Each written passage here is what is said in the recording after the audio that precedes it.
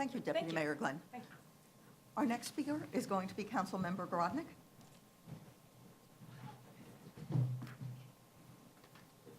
Well, thank you very much, and good morning. Thank you for the opportunity to testify today. As you heard, my name is Dan Garodnick, and I represent the 4th District in the Council. I wanted to thank the agencies who have worked so closely with us on this revamped proposal, particularly this one, City Planning, but also DOT, the MTA, the Landmarks Commission. As the Deputy Mayor noted, this has been a collaborative process on this go-around, and the Borough President, Gail Brewer, and I had the privilege of co-chairing a steering committee which thought about these things in great depth and had the support of the staff of the Commission and a variety of other agencies to be able to do that. So just to start and answer to the question, I do believe that as we move through this process, that there will continue to be a high level of collaboration. That certainly is my hope and my expectation. And I'm pleased to see that the progress that the proposal has made over the past several months. While I think that we are in a good and strong place, there are several items that remain to be worked out, and I wanted to urge the Commission to dig into as many of these as you can. First, there's the question of the minimum contribution, which the Deputy Mayor also noted. It's often been referred to as the floor price. As most folks here know, the proposal contemplates that when developers purchase air rights from Landmarks, a portion of that transaction will be contributed to the Public Improvement Fund. The contribution right now is proposed to be set at a minimum of $78.60 per square foot, or 20% of the value of the transaction, whichever one is greater. There's been a lot of dispute, however, as to whether $78.60 is the proper minimum or whether there should be a minimum contribution at all. This obviously is a critical issue for us to resolve. On the one hand, it's essential that the public get its fair share of the value of the development activity that's generated by the rezoning. On the other hand, we want to make sure that the development activity actually happens and that it is not stifled by this one element of the proposal. So I would encourage the Commission to take a close look at the competing valuation proposals, as well as what the Borough President has recommended, of course, and make sure that the proposed minimum contribution hits the right balance between ensuring that the public gets its fair share and encouraging enough development to take place to achieve the goals that we have set out for this rezoning. Second, the eastern boundary of the proposed sub-district also remains a point of dispute. Community Board 6 and representatives of the Turtle Bay residential neighborhood to the east of 3rd Avenue, they're very concerned about the pressures on that neighborhood that could result from the influx of larger commercial buildings on the east side of 3rd Avenue than currently exist there. Representatives from the development community, conversely, are concerned that losing the sites on the east side of 3rd Avenue would depress the market for landmark air rights and again, reduce the amount of development that we are looking for this proposal to generate.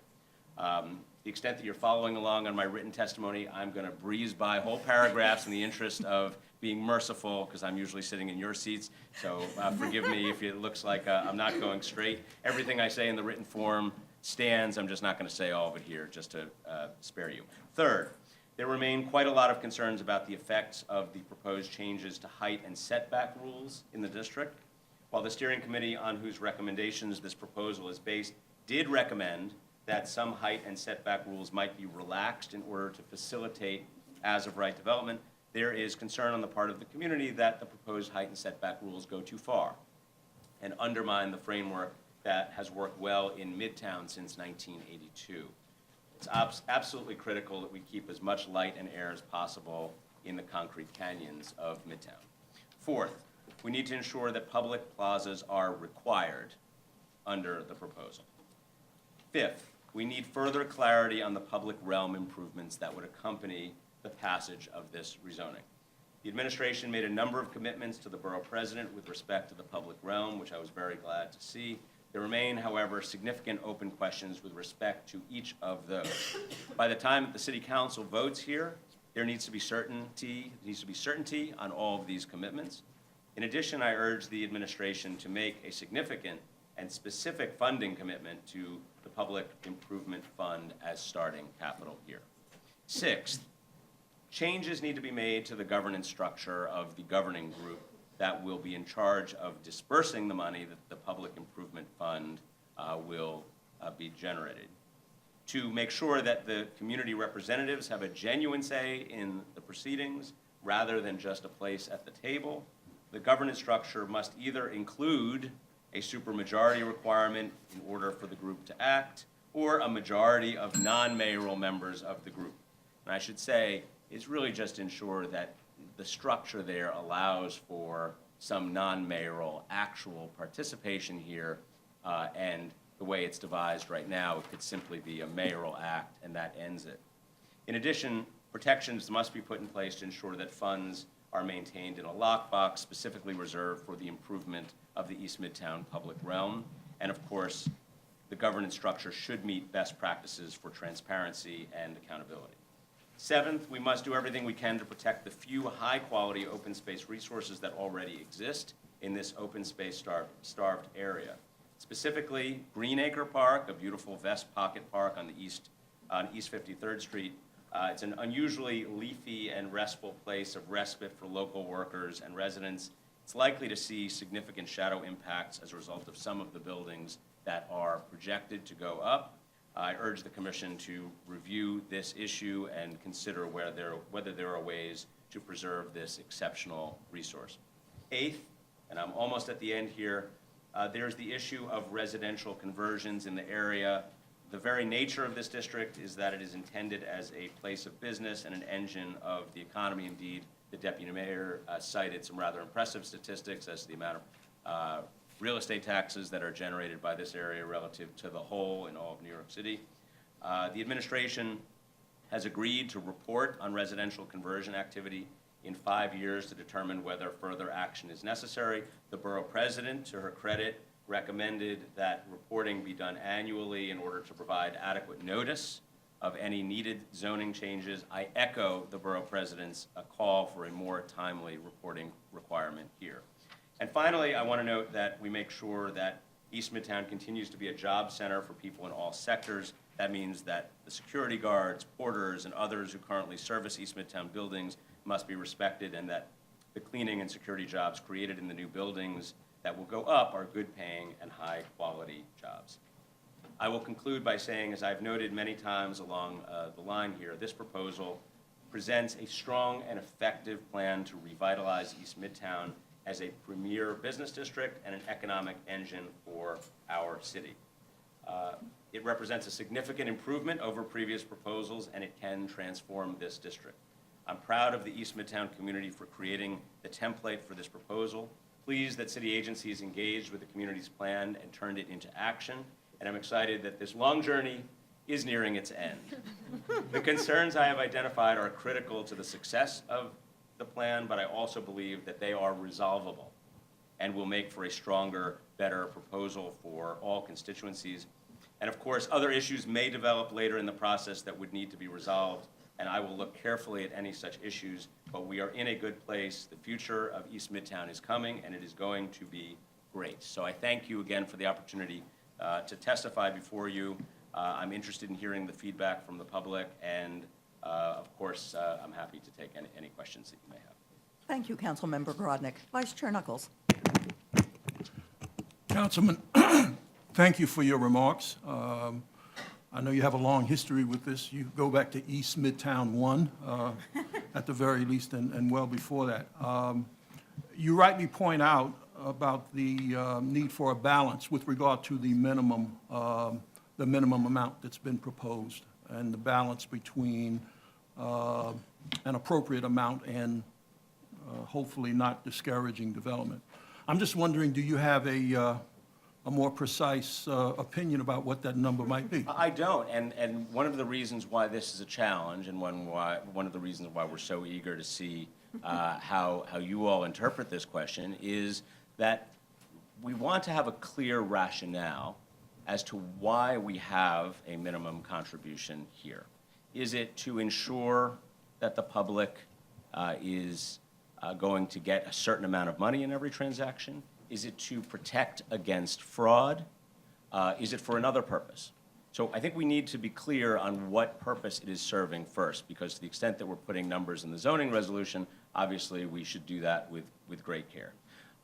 Then the question is the proper number. Now, what we have seen in evaluations between the city and Department of City Planning from folks in the real estate community, there's a $200 swing in what people believe is the proper value of air rights in East Midtown. And that's because there have been very few transactions. Nobody really knows the answer to this question. And so it raises real issues for us in pegging a specific dollar amount. So I think we need to think of those 2 points in concert. That is, what's the rationale? And also, if the rationale is sound and there's no way else to protect that interest, well, then we have to sort out whether the actual price is, $250, $393, $178, or anywhere in between. And frankly, that is well beyond my area of expertise to deliver an appraisal of that nature, even in a context where you had lots of comparable real estate transactions, which of course we do not have here. Thank you. Other questions for the council member? Commissioner Cantor. Good afternoon. With regard to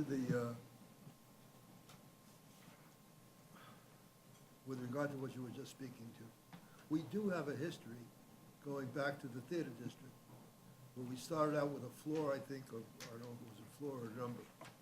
I think it was $10, and subsequently we upped every so often, we upped the numbers to be more reflective of the market. Is that not an opportunity for us to review as to how that was done? And can that logic be transferred to the East Midtown? It could be, and I think that is what motivated the existence of a percentage contribution to a fund. It's what motivated a minimum contribution or a dollar amount above which would be contributed in every situation. So the answer is yes, but I also think that we need to be very clear to the commission, the council, the borough president, and everybody else as to what issue we're protecting here. Because if the issue is fraud, if we're concerned that somebody is going to find a way to game the system and inappropriately depress the value of air rights so as to deprive the public of its necessary contribution, well, there may be other ways to deal with that. If the issue is to guarantee that the public gets a certain dollar amount in every transaction, okay, well, that's good, so long as we're not actually inhibiting the transactions from taking place in the first instance with whatever dollar amount we put there. But the short answer to your question is yes, it is possible to have a minimum contribution and have it change over time or have the commission evaluate it over time. Yes, I think that is possible. I don't think we've had any fraud issues with regard to the theater district, have we? Not that I know of, no. You mean on fraud or on gaming the system? No, not that I know of. Thank you. Other commissioners? Commissioner Dweck. Thank you. So, good afternoon as we now enter the afternoon. So, while I share all your concerns, I'd like to highlight what is listed in your testimonies number 8 about residential conversion. Certainly, the very logic of this rezoning is to serve as a driver of economic development through incenting Class A office space. So, going back to your recommendation on the reports being done and the Borough President's recommendation that the reports be done annually versus every 5 years, can you shed some light on who is going to be doing the reports and how will that information be disseminated and what actions would follow it? Yeah, well, this is a city planning review of the number of conversions that have taken place over a period of time. And really, there's an existing opportunity to do that today, and we want to keep an eye on it. And we want to keep an eye on it because, as you noted, it's a point of concern. We don't want to lose East Midtown's character as one of the premier business districts in the world. And it might require further zoning action. So we want to stay closer on top of it, and we envision that the Department of City Planning would do it. Thank you. Commissioner Dillos. First, I just really want to thank both you and Borough President for your leadership, honestly, and helping to bring this process forward. I mean, and I also appreciate that you've taken the time to further distill what are the top remaining items to work out. You know, I think both in the areas that you've pointed out where we need to balance kind of competing needs or concerns, and the other really about having more definitive commitment on the city's part to help address communities' concerns. And I, for one, am all for sinking our teeth into it because it's such an important issue.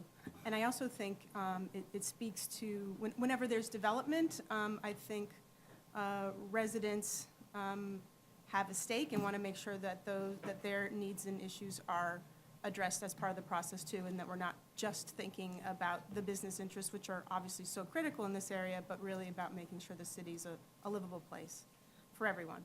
So I just want to thank you again for your leadership. Thanks for that. And the only thing I would add is that the existence of the collaboration with the MTA here and the ability to actually deliver necessary transit improvements is one of the most interesting and exciting parts of this proposal. And, you know, in the collaboration that the Borough President and I had over many, many, many months and many meetings in her office with the various stakeholders, that came forth as one of the most important ways to deliver a real public good here. And then there's the additional point that you mentioned, which is the certainty for the above-ground public realm improvements, which we have an opportunity to do. And it is April, and we're in the heart of ULURP, but we have to do this now. Exactly, now is the time.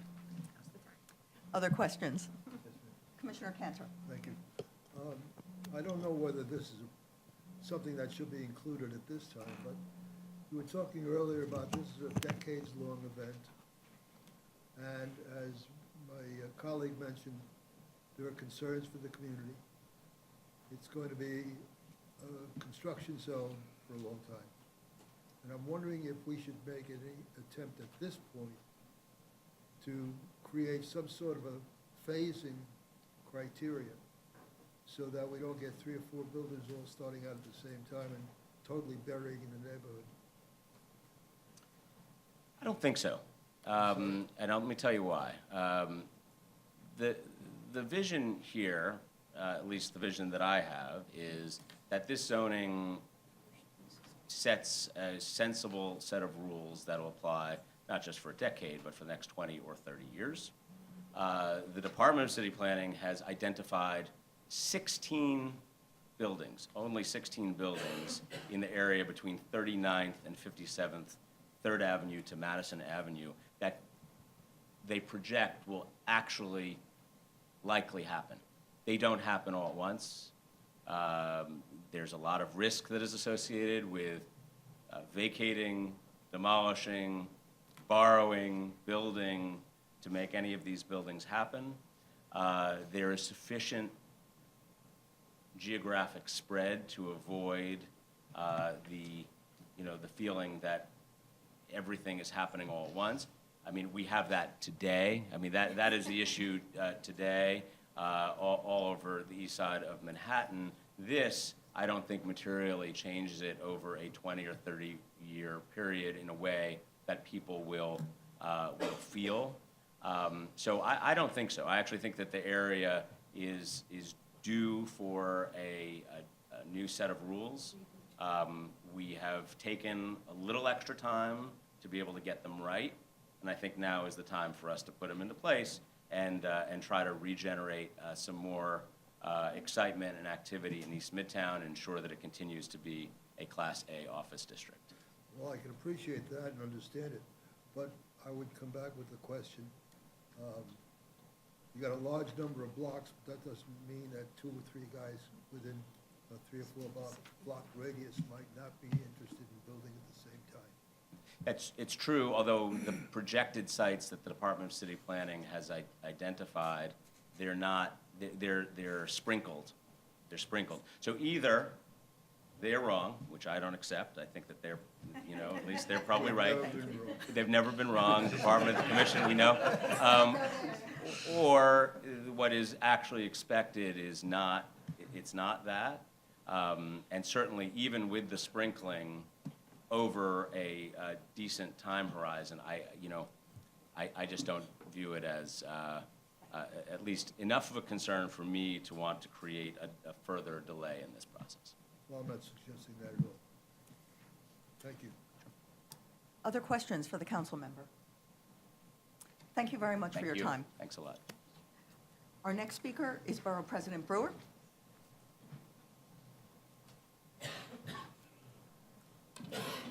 Thank you very much, Madam Chair and Commissioners. I am Gail Brewer, Manhattan Borough President, and I am speaking in favor of your Greater East Midtown zoning changes as modified by the ATEX and with the conditions that we laid out in our recommendation, which I know you have. So I'm just going to summarize some of those suggestions. I do want to say that our primary consideration was whether this work reflected that of the East Midtown Steering Committee. We spent a lot of time making sure that the many, many meetings we had and the year of work, and of course, Councilmember Garodnick was a great chair, and he had co-chair, and he had lots of history, and we wanted to make sure that that was reflected, and all the community boards and the property owners. The principal areas of concern were to reinforce the area's status as a premier central business district, as you know, while supporting the preservation of landmarks, providing for necessary transit, and above-grade public realm improvements. I just want to say the MTA was a riot. You know, they showed up at every meeting once they saw money was involved. That was great. But they did show up, and I want to thank them, and they were very helpful. I also want to state that this process was excellent. Stakeholders, and then at a constant meeting, there were people from outside groups, developers, landmark, transit, et cetera. So it was a good process that I hope we can use in the future. And I want to thank the city planning staff for working with us. So while coming up with a framework for East Midtown, the committee did not resolve all of the difficult questions, as you can imagine. It left, as you heard earlier, the question of the eastern boundary open, gave a range for the robust contribution to the Public Realm Improvement Fund, called for maintaining the light and air frameworks currently existing in the area, while asking the commission to study slight modifications to accommodate the greater densities. The committee struggled with the importance it placed on improving the above-grade public realm as we bumped up against the realities of a very dense area and really almost no public space. We kept dreaming of large parks like Bryant Park, but we know that may not be possible. We need to improve on certain of these areas before this application is finalized, and the first area is public realm. To ensure the development of quality above-grade space, I believe the final text must include language that makes the provision of indoor or outdoor space a requirement, not an option. City planning committed to us to study such a requirement for qualifying sites of 40,000 square feet or more. This requirement should be included, and on the large easternmost site in the district currently occupied by Pfizer, an outdoor plaza should be required, also without the provision of an additional floor area bonus. We called for more certainty about the above-ground public realm improvements that will actually happen. Unlike the pre-identified below-grade transit, these above-ground improvements will not be written into the zoning text. I am looking forward to begin work on these public realm improvements, which the Commission has committed to immediately fund and pursue. They are, number one, East 53rd Street corridor improvements with seating and plantings along the street. Number two, the designation and upgrading of Pershing Square East as a pedestrian area. Number three, the piloting of a shared street selected with input from stakeholders and the bid. And four, the improvement of vehicle patterns on Park Avenue with subsequent engagement with stakeholders to determine the feasibility of pedestrian improvements. I want to talk about 3rd Avenue, very controversial and very complicated. The 3rd Avenue boundary continues to be controversial as it was in the committee. The zoning framework for this plan will not work without adequate landing sites and future development sites. However, it is clear that there is a significant presence of residential buildings on the blocks in question, and that 3rd Avenue functions to a large extent as a buffer to more residential areas to the east. We walked this area many times and spent a lot of time looking at the concerns of the residents. I concluded that at a minimum, all existing residential buildings from the east side of Third Avenue must be removed. This removal will not have a significant impact on achieving the goals of the entire plan and should reduce or eliminate displacement of residents on those sites. Discussions with the community should continue to determine if further change is required. The minimum contribution rate, another controversial issue. The committee report is clear that a mechanism like a minimum contribution rate and a set of minimum valuation for the transfer of development rights is desirable to ensure a baseline of transparency for transactions and a sense of being predictable for funding the Public Realm Improvement Fund. I think that a minimum contribution rate is a sensible solution, but I have a hard time with the current rate of $393 per square foot and its corresponding contribution of $78.60 per square foot. I'm not the expert, nor is the council member, but we know that to accept a valuation that is so significantly higher than others and 40% higher than the anticipated sale price of development rights under the Bloomberg plan seems like it's asking for trouble. This is a floor. If we pick a price that's a little low, we can all live with that. If we pick a price too high, we could undermine our efforts. Residential conversions, very controversial. My initial instincts were that residential conversions should be limited. However, after discussions with DCP, I was swayed by the arguments focusing on the value of mixed neighborhoods, and the residential conversion could be an option for a limited number of buildings in the area that do not have the protection of landmark status, but are of significant historical and architectural value. In these cases, maybe the option to convert to residential may allow the building to be reserved rather than demolished for a new development. So it's clear that if a significant increase in conversions were to occur, a text amendment must be enacted to stop such practices. I believe it is imperative to act swiftly should this arrive, and the city must take the appropriate measures to monitor such possibilities and report. I must confess I was a bit upset that in the commitment letter, the Department of City Planning would only agree to report to my office and the City Council every 5 years, after every 5 years, on residential conversions. I won't be here, and a significant trend of conversations could only be underway.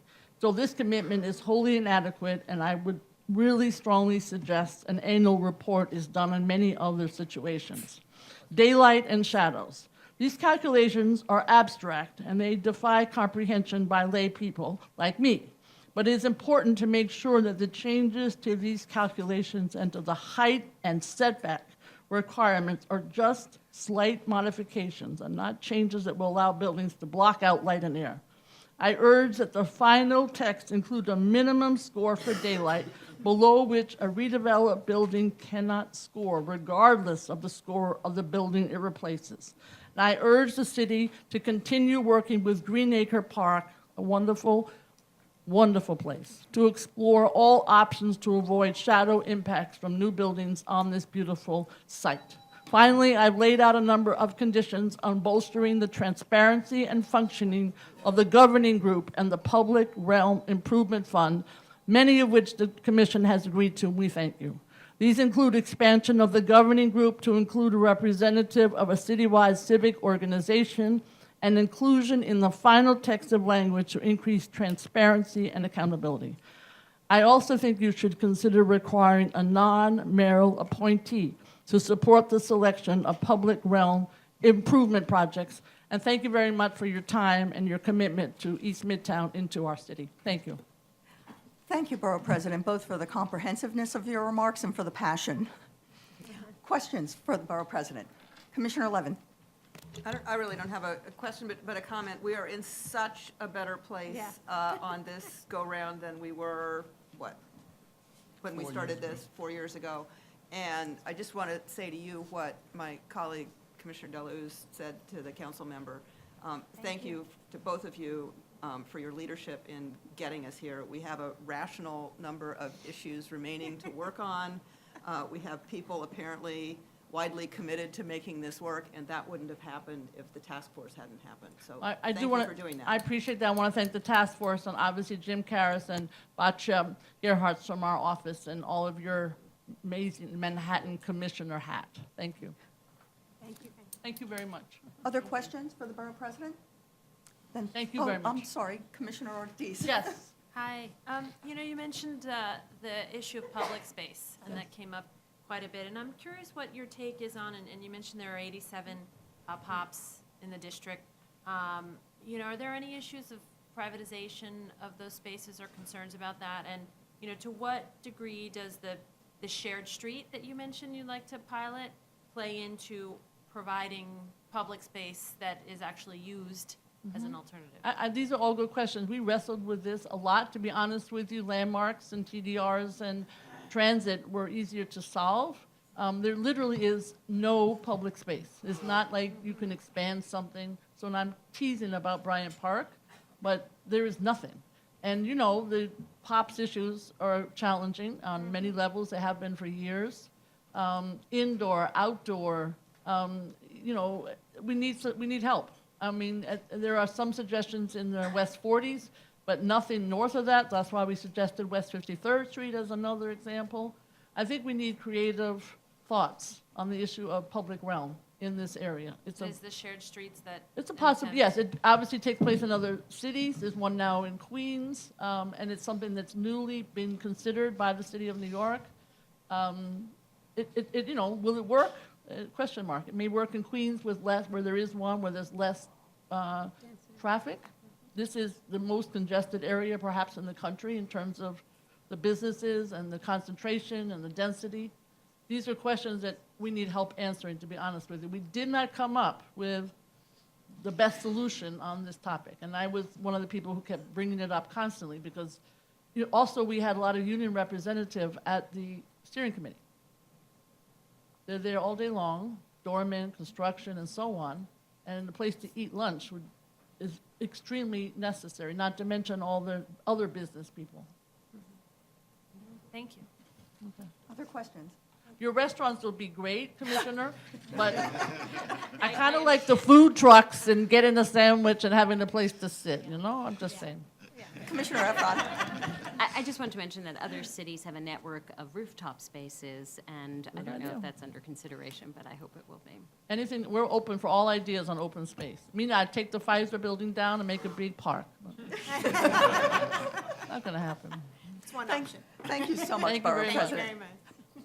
I'll now note that we will continue with 5 speakers in favor, 5 speakers opposed.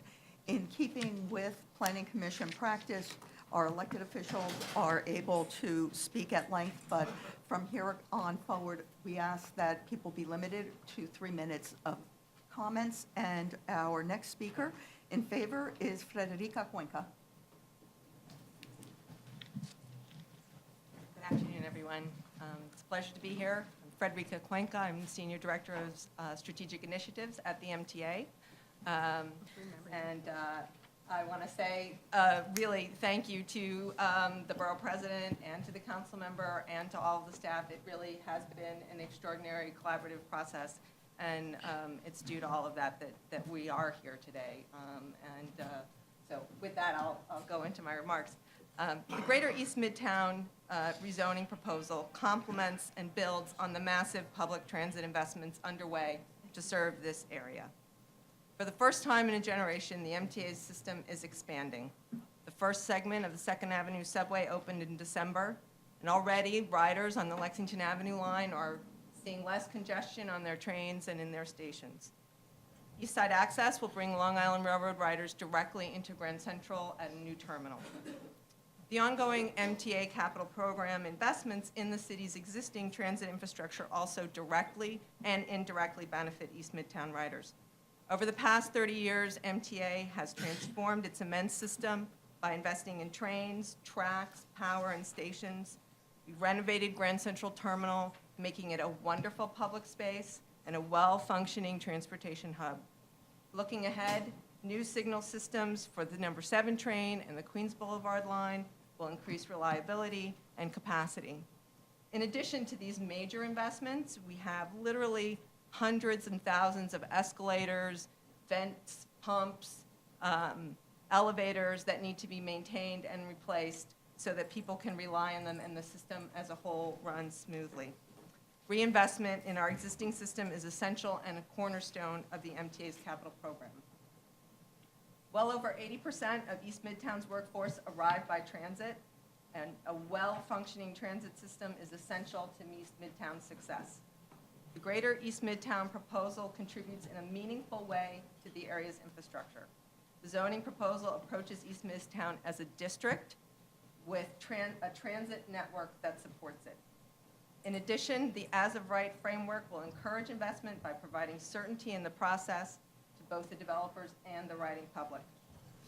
The transit projects incorporated in this proposal represent a strategic plan to improve circulation in these heavily used stations.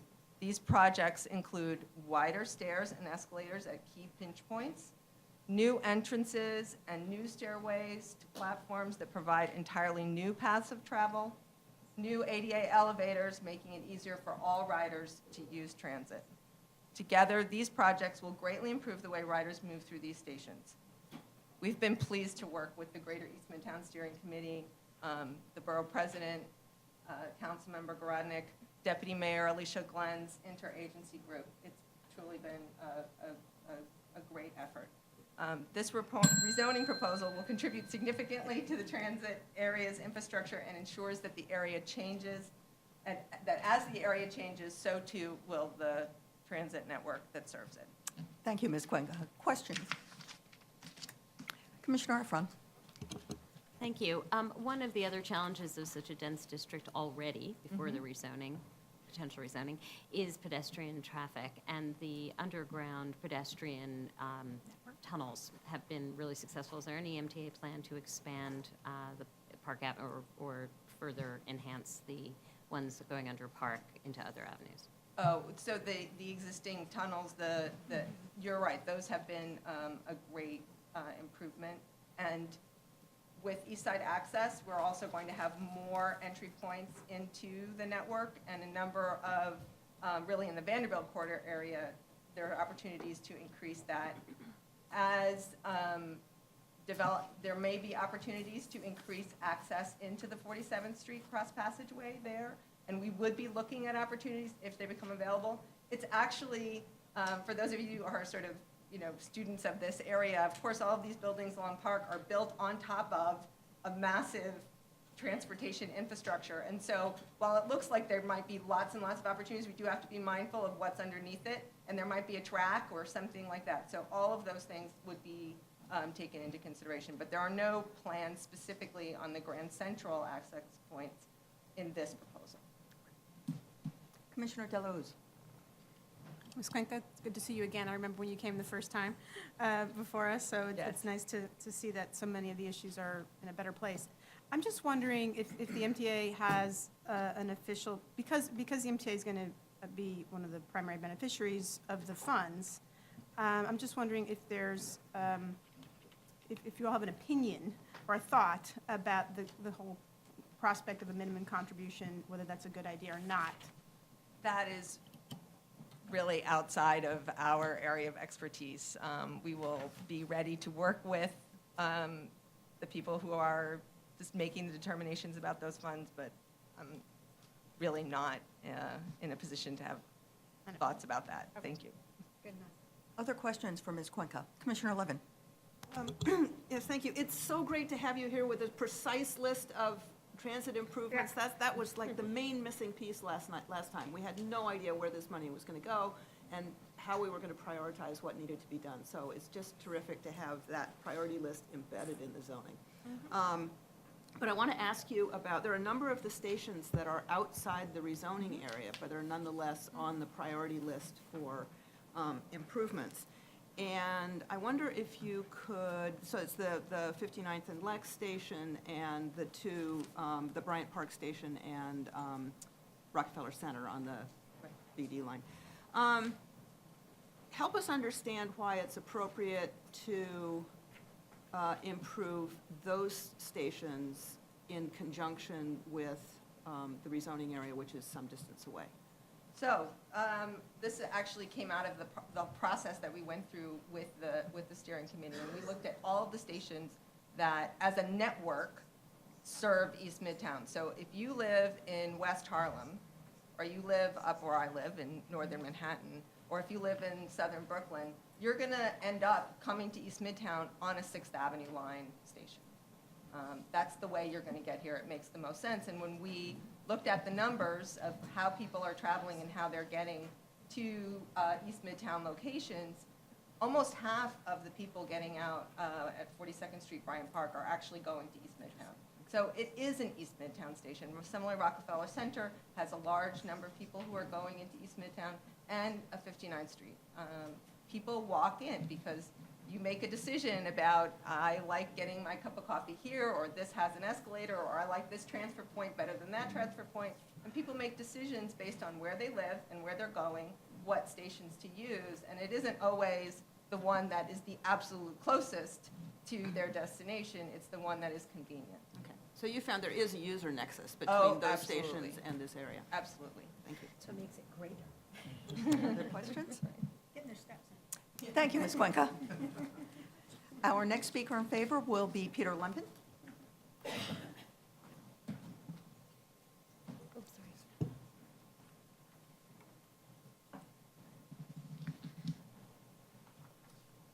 Good afternoon, Madam Chair, Commissioners. My name is Peter Lempin, representing the Grand Central Partnership. For nearly 3 decades, the Grand Central Partnership has served the 70-square block area surrounding Grand Central Terminal, and the proposal to rezone what is essentially the footprint of GCP is a dynamic, comprehensive plan and an unprecedented step forward in helping to provide significant development and revitalization options for our commercial properties, while simultaneously enhancing the mass transportation system so critical to the world's central business district. We were pleased to have been a participant on the East Midtown Steering Committee as an advocate for not only our jurisdiction, but as we see it, our entire city, and we thank Borough President Brewer and Councilmember Garodnick for giving us the opportunity to participate in this critical effort. Needless to say, we fully support the Greater East Midtown rezoning plan, and we urge you to make it happen. We will at the time allot focus today on an area that we are familiar with and have extensive experience in, and that's public realm improvements. We are pleased to see that the transit-related improvements and that are specifically listed in the proposed text, and we wholeheartedly support their inclusion and any and all funding of these important projects. With respect to the above-grade public realm initiatives proposed in the concept plan, such as plazas, shared streets, and enhancements to pedestrian and vehicular thoroughfares, while we understand that you are not acting directly on these proposals, we would like to comment on the critical issue pertaining to project identification and site selection. There has been great concern raised, and in some cases, outright opposition expressed by property owners and businesses impacted by these proposed ideas. We have spent the past few months facilitating meetings to provide the opportunity for city officials to hear directly from the stakeholders most directly impacted, a process that unfortunately did not take place prior to the release of the concept plan proposals. It is crucial that any project plans in the district be fully evaluated to help identify the negative impacts and not just the potential benefits. Since plans that have been proposed are not evaluated in the DIS before you, it is difficult to understand the overall impacts, issues such as traffic congestion, lack of access to businesses, freight elevators, and loading docks, and most critically, first responder and emergency vehicle access, which must be fully evaluated as part of any review to close or partially close the street. Our most recent discussions with city representatives have focused on creating language for the concept plan that will provide greater clarity and certainty in how these necessary considerations will be addressed. And we appreciate that effort. But our experience has proven that the only successful formula to creating new public space starts and ends from the ground up with the direct involvement, planning, and approval of all relevant stakeholders. They should be partners and not reactors. We look forward to continuing to work with everyone involved to guarantee that this key issue is addressed and that the overall rezoning plan is adopted to ensure our neighborhood status as a bustling global urban center.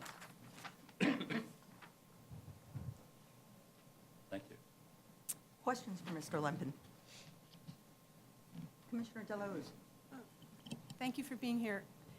Given that the lack of absolute certainty on some of the public realm improvements remains one of the top concerns, and your point about the real need to really engage all folks that are impacted, do you have a recommendation as to what should be reflected at this stage as things move to the council, and what may be more appropriate to be left for later? We do, and there's some dialogue ongoing right now between city planning and the Department of Transportation and City Hall, and it's been very productive. So we do have some issues, some of them I mentioned. We're very concerned about traffic congestion in the neighborhood. For example, we've been doing our own traffic counts since last October, and there are hundreds of thousands of vehicles coming through certain intersections in the neighborhood. We're very concerned about should a street be closed permanently or shared. Where's the traffic going to go? You know, commerce has to take place in the neighborhood. We have some major buildings, of course, the Chrysler Building and others that need to, keep their businesses operating. And if you close the street, traffic will be diverted. But some traffic needs to get in also. So it's a challenging issue, but the work that's been going on in the last few months has been very productive and looking very good. Other questions for Mr. Lempen? Thank you. Thank you. Our next speaker in favor is Michael Slattery.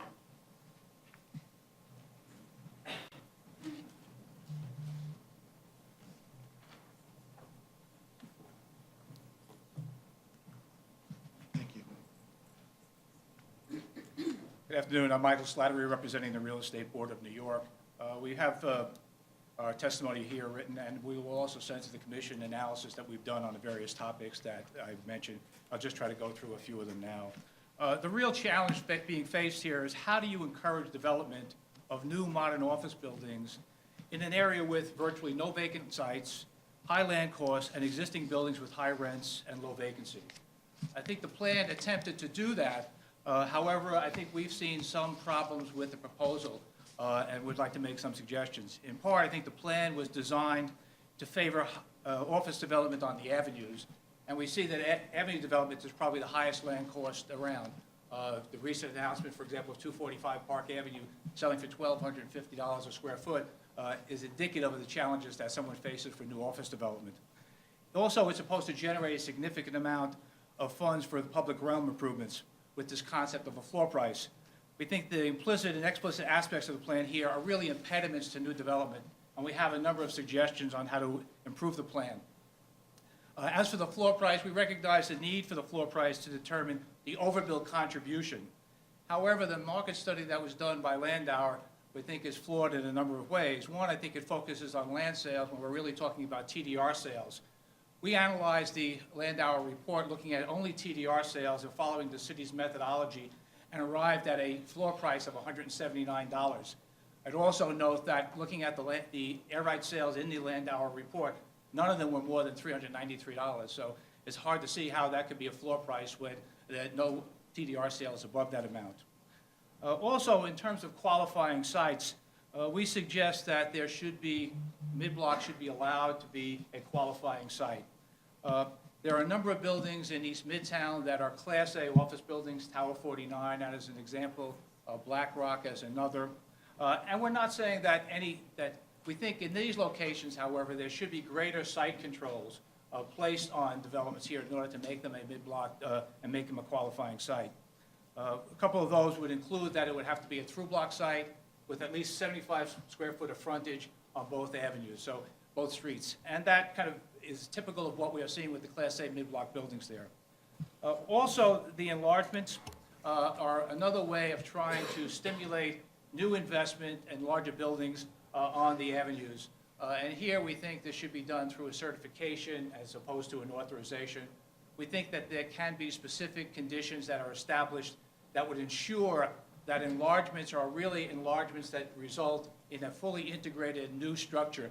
I'd say much along the lines of 390 Madison, 425 Park, as some examples of that.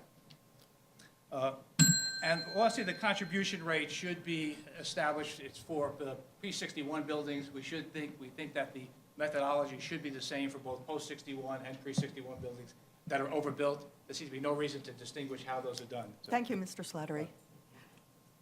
If we could have any questions for Mr. Slattery? Yes, Commissioner Dillos. Do we have a copy of your report on the TDR sales? I'm sorry? Do we have a copy of your report on the TDR sales? Yes, we do. If you could share. It's a little elaborated a little bit in the testimony at more length, but we also did an analysis that we included in a package of material that we will send, which goes to TDR sales, 3rd Avenue as an example, mid-block analysis. So I think we've touched on, or we've analyzed and provided lengthy reports for. Thank you. Commissioner Efron. Thank you. Could you just elaborate on the pre-61 versus post-61 and whether or not there would be any end date in your mind of what the distinction should be between them? Well, it's been a mystery to me. I mean, I've been trying to understand it. I must say, the staff has been willing to talk about it. That's not a situation where I fully understand why a building, if it's overbuilt, and the reason why post-61 buildings are overbuilt is that there was a downzoning in the mid-'80s. So buildings that could have been built to an 18 were now downzoned so the maximum is 15. So now they are technically overbuilt. There seems to be some basis for making a distinction that the department has alluded to, having to do with floor heights, floor and ceiling heights. I'm not sure that's sufficient. I think what we're trying to do, and the reason why we raise it here, is that we are trying to encourage new office development. We think that there are really economic hurdles to new office development that we alluded to with the avenues and the price of land, as well as the price of tearing down existing buildings. And this seems to be just one more example of where it would make it harder to do development because it would be that much more costly if you're trying to do a post-61 building. I have one more question. Yes. Thank you. And do you have a point of view, or does the real estate board have a point of view on the limitation on residential conversions? Yes, we don't think it's needed. I think there's a different issue here, though, and that is that this question about whether buildings that are overbuilt could be fully converted to residential use is what is being objected to by a number of people. It seems to me that that's a housing issue and not a commercial East Midtown issue. And if you want to deal with that issue, we should deal with that separately and deal with it in the context of how we handle overbuilt buildings and our housing needs. We are still a city that has a housing crisis, and I think, certainly as Paul Krugman and other progressives have pointed out, more restrictions you place on housing production, the less housing production you're going to get. So this seems to be another place where we're going to put more restrictions on the opportunity to build housing, as we have with others, with the 12 FARs and other examples. So I think we should be looking at how to release restrictions from housing production to use what we have as inventory for the housing needs. Commissioner Reade. Thank you, Michael. Just a quick question, and we'll take a look at the analysis you send to us. Regarding the minimum price, do you or REBNY have an opinion as to whether one should be there, and if so, what it should be, given your analysis? We have opposed the establishment of a minimum price, although we recognize that you need to establish a price to charge overbuilt buildings for buying back their existing floor area. At the moment, the conversation has always been at $393 and $79. We think that is both too high, really an impediment.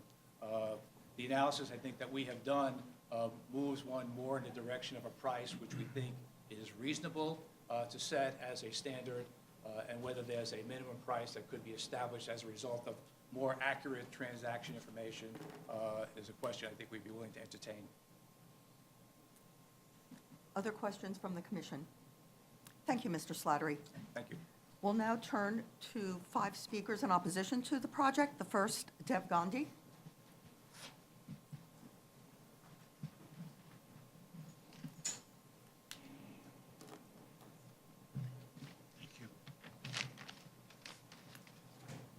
Good afternoon, Chair Lago, Commissioners. My name is Dave Gandhi. I'm the president of the Yale Club of New York City.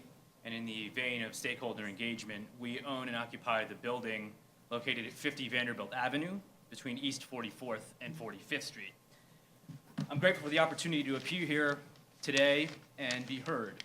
Our organization and its 12,000 members are opposed to the implementation of the Shared Streets program on Vanderbilt Avenue, as proposed by the DOT in connection with the zoning proposal for Greater East Midtown. Our organization is the largest university club in the world. Our 22-story building includes 138 guest rooms, 3 restaurants, athletic facilities, meeting banquet rooms. We can accommodate up to 350 guests at one time. We employ more than 250 people, and we are fortunate to have very positive relationships with the 3 unions represented by our terrific staff. On any given day, more than 1,000 people come in and out of our building, including many elderly people and people with disabilities. The club was designated a New York City landmark on November 22nd, 2016. We have occupied our building on Vanderbilt Avenue for 102 years. The East Midtown proposal provides for a public realm improvement fund, which would be funded by contributions generated by landmark development rights transfers and would facilitate improvements to the public realm in the area. The proposal contemplates that the fund would be administered by a governing group, which would adopt and maintain a concept plan containing a list of priority improvements. To inform the initial concept plan, a suite of conceptual public realm improvements has been prepared by DOT. One such improvement identified DOT without the consultation of our organization or any other stakeholders on Vanderbilt Avenue is the implementation of its shared streets program on Vanderbilt Avenue, which would make pedestrians the primary users of that street, with vehicles allowed as invited guests subject to a speed limit of no more than 5 miles per hour. In a letter to Manhattan Borough President Gail Brewer, dated April 12, 2017, Deputy Mayor Alicia Glenn announced the city's commitment to piloting a shared street program on a street to be determined in the Greater East Midtown District. While the details of the shared street program are not included in the DIS or DOT's presentation materials, applying it to Vanderbilt Avenue would landlock these organizations and businesses on the street by severely limiting or precluding vehicular access to the only public entrance to our building, which is located on Vanderbilt Avenue between 44th and 45th Streets. This could result in unacceptable increased response times for first responders, as our friends in the partnership just mentioned, emergency vehicles, and we require immediate access for those emergency vehicles with as few obstructions as possible. Thank you, Mr. Gandhi. Questions from the commission? Commissioner Dillos. So, Mr. Gandhi, is the Yale Club involved in the follow-up conversations then about whether or not it would actually be applied to the area immediately adjacent to the club? As yet, no. Okay, but you're obviously very open to that. We would love to. Okay. Other questions? Thank you, Mr. Gandhi. Thank you. Our next speaker in opposition is Eleanor Fine.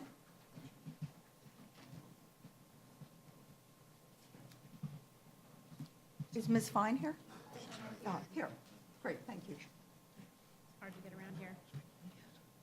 A bit of an obstacle course.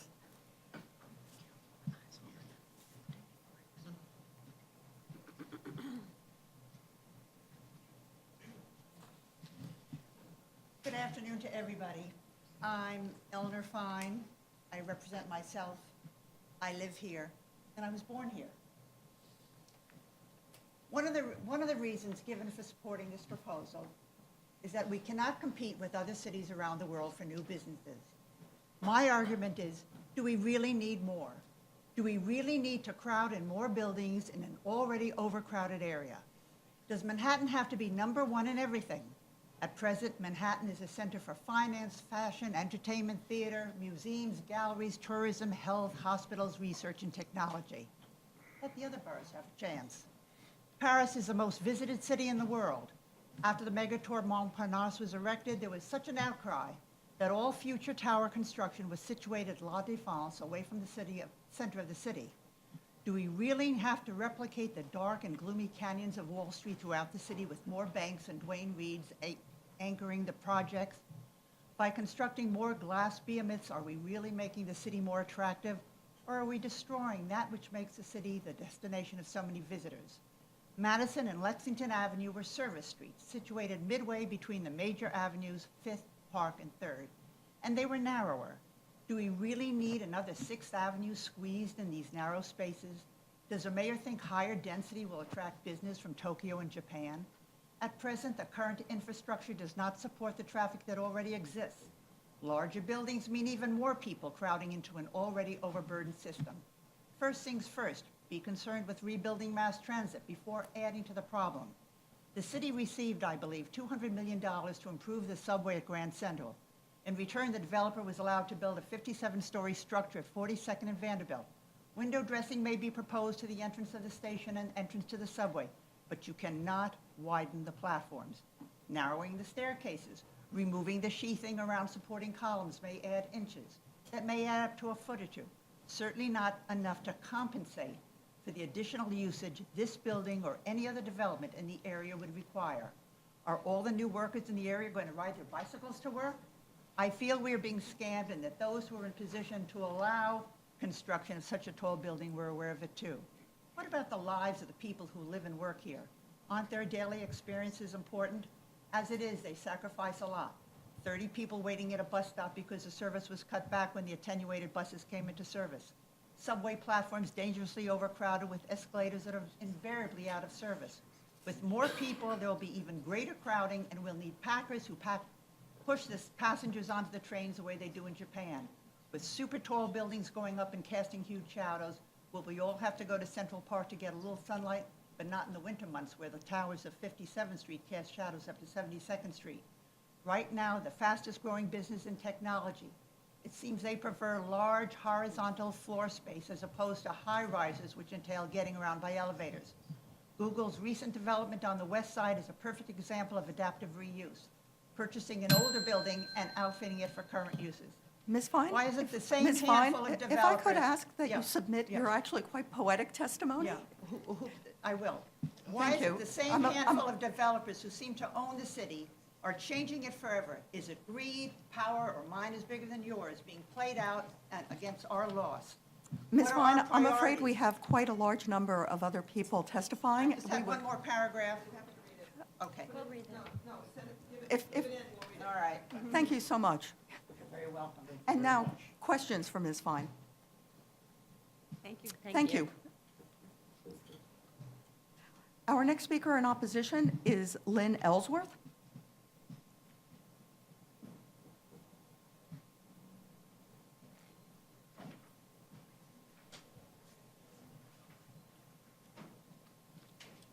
I'm Lynn Ellsworth. I'm co-founder of the Alliance for a Human Scale City. We're a nonprofit that promotes neighborhood livability, democratic control over our built environment, and human scale urbanism. We oppose the Midtown rezoning for 3 reasons. First, we concur with the critiques that have been amply argued by our colleagues at the City Club. I believe their testimony follows mine. Second, we find the air rights transfer mechanism in the zoning proposal to be bad public policy. Air rights transfers need a new regulatory regime to rein them in rather than make them more fungible. Last, we believe this ULURP should be halted pending an investigation into undue and possibly illegal influence of East Midtown property owners and the financial companies they do business with. Such an investigation must also include possible manipulation of the underlying database that tracks those doing business with the city.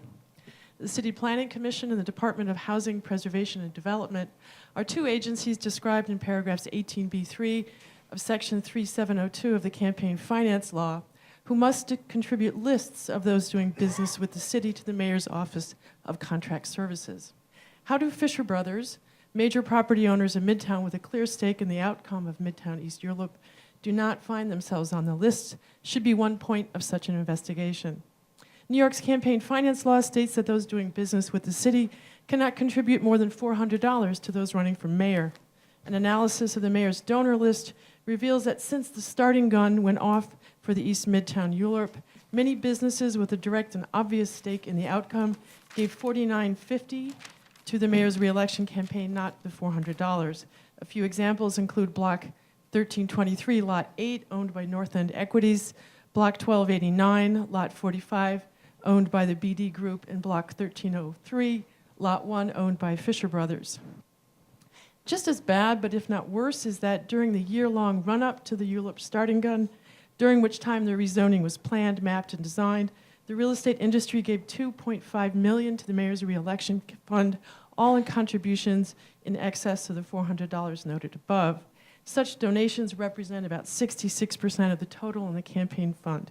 Example of developers with a direct stake in the Midtown East rezoning, who made such excess contributions include the Witkoff Group, owners of Block 1301, Lot 33, Reade Management, owners of Block 1306, Lot 1, and Block 1284, Lot 21, and Heritage Realty, owners of Block 1287, Lot 62. Such contributions give the appearance of undue influence and look to the public like buying or rezoning. We see a strong pattern in the campaign finance database of contributions well over $400 from immediately affected property owners with a stake not just in an active ULURP, but in the planning phase leading up to the date of certification. Such is now the case for the Garment Center proposal and was clearly the case in the ZQA amendment from our current analyses of the database. We're filing these complaints with the Campaign Finance Board, the Office of the U.S. Attorney for the Southern District, the New York County District Attorney. Thank you. Thank you very much, Ms. Ellsworth. Any questions for her? Thank you. Our next speaker in opposition is John West.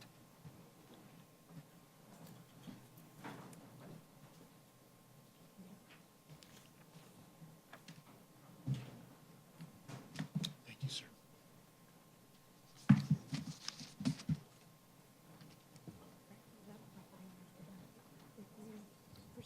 I'm John West, and I'm speaking for the City Club. The City Club of New York has been carefully examining and commenting on the series of proposals to rezone East Midtown during the last several years. We agree with the stated goal of maintaining East Midtown as a premier business address, and our cautions and recommendations have been intended to help achieve that vision. We regret that we disagree with the means city planning has chosen to achieve its goals. We start by thanking the East Midtown Steering Committee for its efforts to understand East Midtown and to address its problems. We also thank City Planning for its efforts to craft solutions and to explain them. Our general criticism is, and has been, that the proposals for East Midtown are not founded on a well-considered plan. Such a plan would put East Midtown in a regional context and would address issues of transit access, local circulation in an improved public realm, and the interrelationships of uses in a complex urban ecosystem. Our specific concerns are of three types: the recommendations of the East Midtown Steering Committee, conflicts of interest between implementing a well-considered plan and raising revenue, and conflicts with constitutional protections. Steering Committee recommendations. There are three recommendations of the East Midtown Steering Committee that the city's proposed zoning contradicts. One was to add public open space through the encouragement of POPs. Another was keeping the special Midtown height and setback regulations to protect daylight. And the third was maintaining the lower scale of the mid-blocks. Our written testimony explains how the proposed text departs from these recommendations. Conflicts of interest. We are concerned that there is a conflict of interest when the city uses zoning to raise revenues rather than for the authorized purposes of zoning, and that this conflict results in bad planning. Our written testimony includes 6 examples in which the proposed text seems more interested in raising revenue than in thoughtful planning. Constitutional protections. We believe that the proposed rezoning of East Midtown threatens 3 constitutional protections generally enjoyed under zoning. Nexus, that there should be a geographic proximity between the benefit and the burden of an action, such as transfers of development rights. Proportionality, that there should be a proportional relationship between the impact of increased density on a site and the amenity that is intended to ameliorate that density. And exactions, that the agreement of an applicant to a deal does not necessarily make the deal legal. Our written testimony includes 5 examples that appear to violate these principles. And I thank you for the opportunity to speak. Thank you for the summary. You're welcome. Vice Chair Knuckles. Mr. West, thank you for your testimony. I'm just curious, did the City Club participate or choose not to participate in the steering committee's The activities? City Club was not asked, not invited to participate. Thank you. Commissioner Dillos. I believe those meetings were open to the public, and I'm assuming that you nonetheless attended. I attended a number of them as a backbencher for Community Board 6, and at one point towards the end, I contributed wearing my City Club hat, a document that covered some of these points. We all learn as we go along, so our list has grown considerably over the several years that this has been going on. I would just say I'm looking forward to reading the detail of your testimony and Thank you. the examples that you're providing. Other questions for Mr. West? Thank you again. Thank you. We'll now continue with 5 speakers in support, the first of whom is Rob Burns.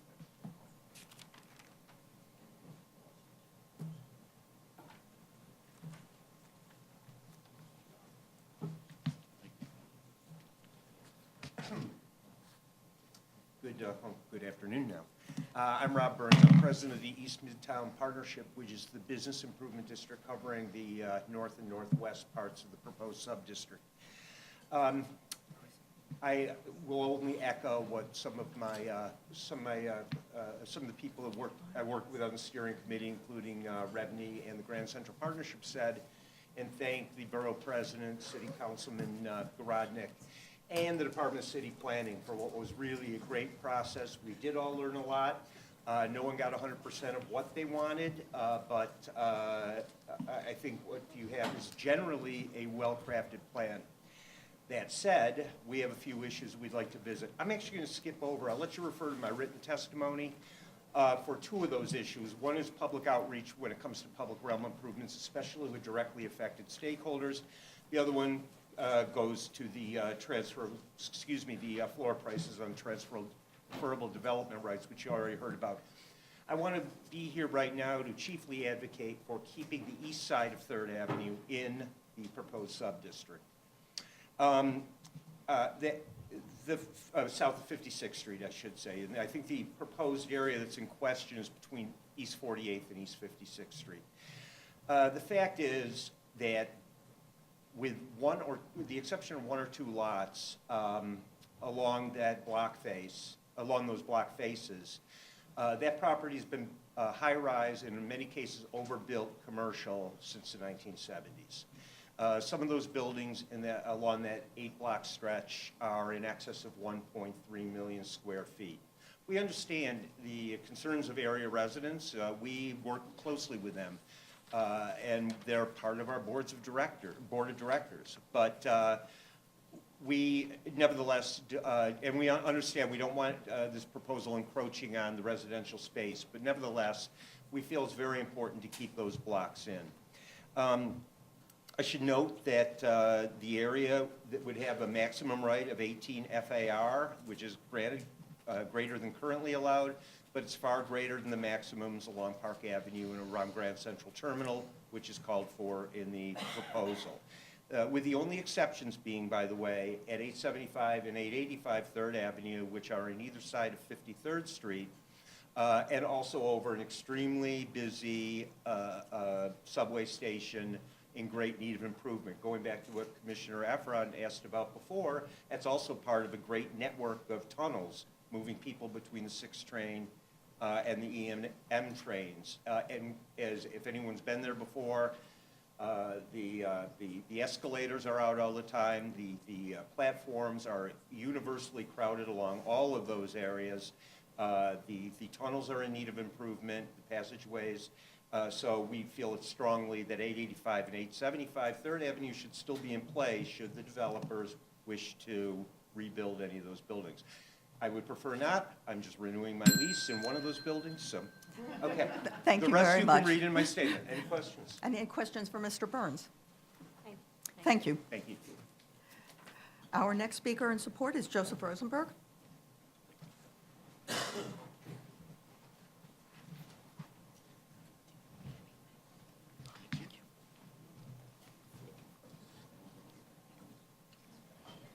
Good afternoon, Chair Lago, City Planning Commissioners. I'm Joseph Rosenberg, Director of the Catholic Community Relations Council. I'm here today on behalf of the Archdiocese of New York and the trustees of St. Patrick's Cathedral. This rezoning is essential, not just for the revitalization of the business district of East Midtown, but also for the continuing growth of our city. We especially support the initiative as necessary to provide landmarked houses of worship with the means to preserve their properties for future generations by allowing their development rights to be transferred to other sites throughout the proposed district. Religious organizations do not generate revenues from their houses of worship.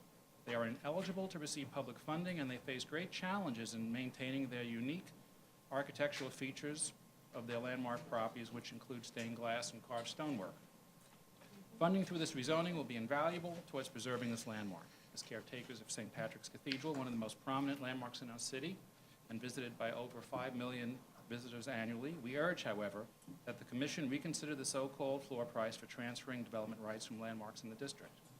One of the strengths of this rezoning proposal is its clear structure and reliance upon as-of-right development. Inherent in any development process is the assumption that market forces will establish the price of the transaction. Interference in the buy-sell market will serve to alter incentives and undermine the goal of inducing much-needed new development in East Midtown, as well as funding public realm improvements. The proposed requirement that landmarks set aside a minimum amount of proceeds from each transfer, regardless of the sale price, significantly reduces the value of any transactions for landmark owners who could wait for the market to catch up to the floor price. With landmark owners less willing to undertake transfers of the development rights, there will be less development, less funding available for landmark preservation, less funding for public realm improvements. A floor price should not be included in this plan.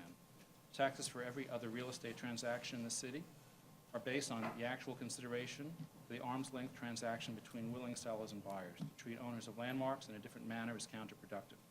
We have seen no evidence of a need for this minimum set aside, and this element of the proposal should be eliminated. Please permit the market to operate without artificial constraints.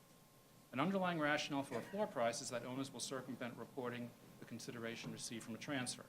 This fails to recognize well-established reporting systems that determine transaction value. They include the transfer tax filing system at the Department of Finance, and for houses of worship, the need for the state Supreme Court to approve all real property sales, thereby assuring the accuracy of the reported sales consideration. To ensure the success of the proposed rezoning, we therefore strongly urge the Commission to reconsider and remove the proposed floor price for landmark transfers. Thank you very much. Any questions for Mr. Rosenberg? Thank you. Thank you. Okay, our next speaker in support is Jim Curry.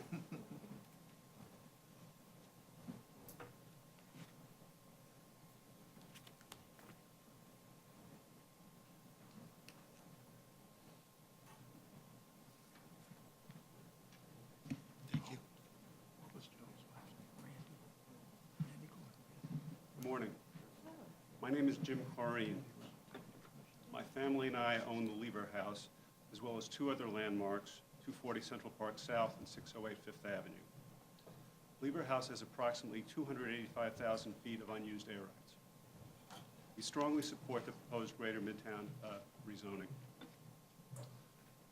We have followed this process for years and have always fully agreed that East Midtown should be rezoned in preparation for the demands of the 21st century. This preparation must encompass the roles of both new buildings and landmark buildings that together represent the best of New York. By providing a broad, straightforward, and manageable transfer of landmark development rights, we believe the rezoning will put landmark owners like us in a position to properly maintain and preserve landmark properties in keeping with their historic significance. In order to succeed, the rezoning needs to create significant demand for available development rights. Therefore, we support Borough President Brewer's suggestion that the minimum price for transfers be set at a level that encourages healthy demand, which will be necessary for the stated goals of the rezoning. We believe that the proposed rezoning can revitalize East Midtown.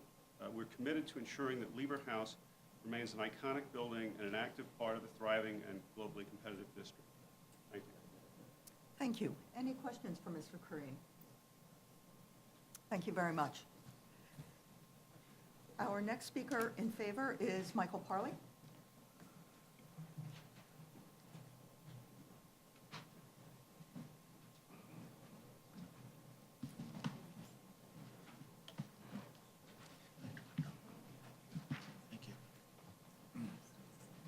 Good afternoon.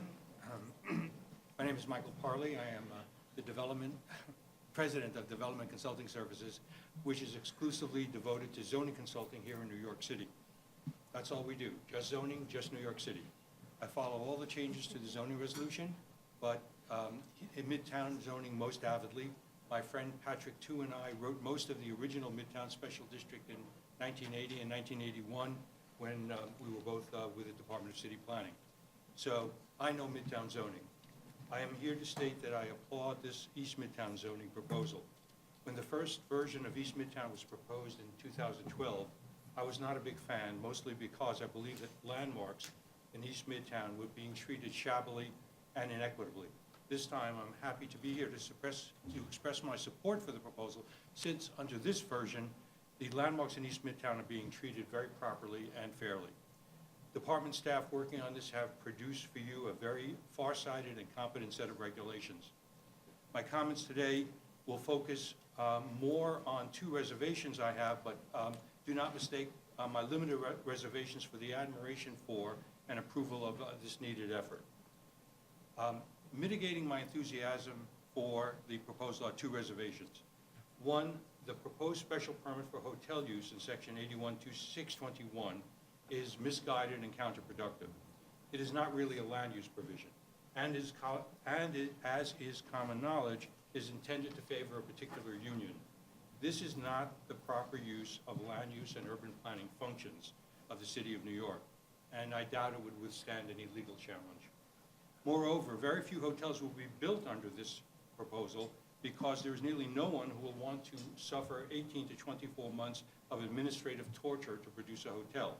So this union will not gain any jobs with this.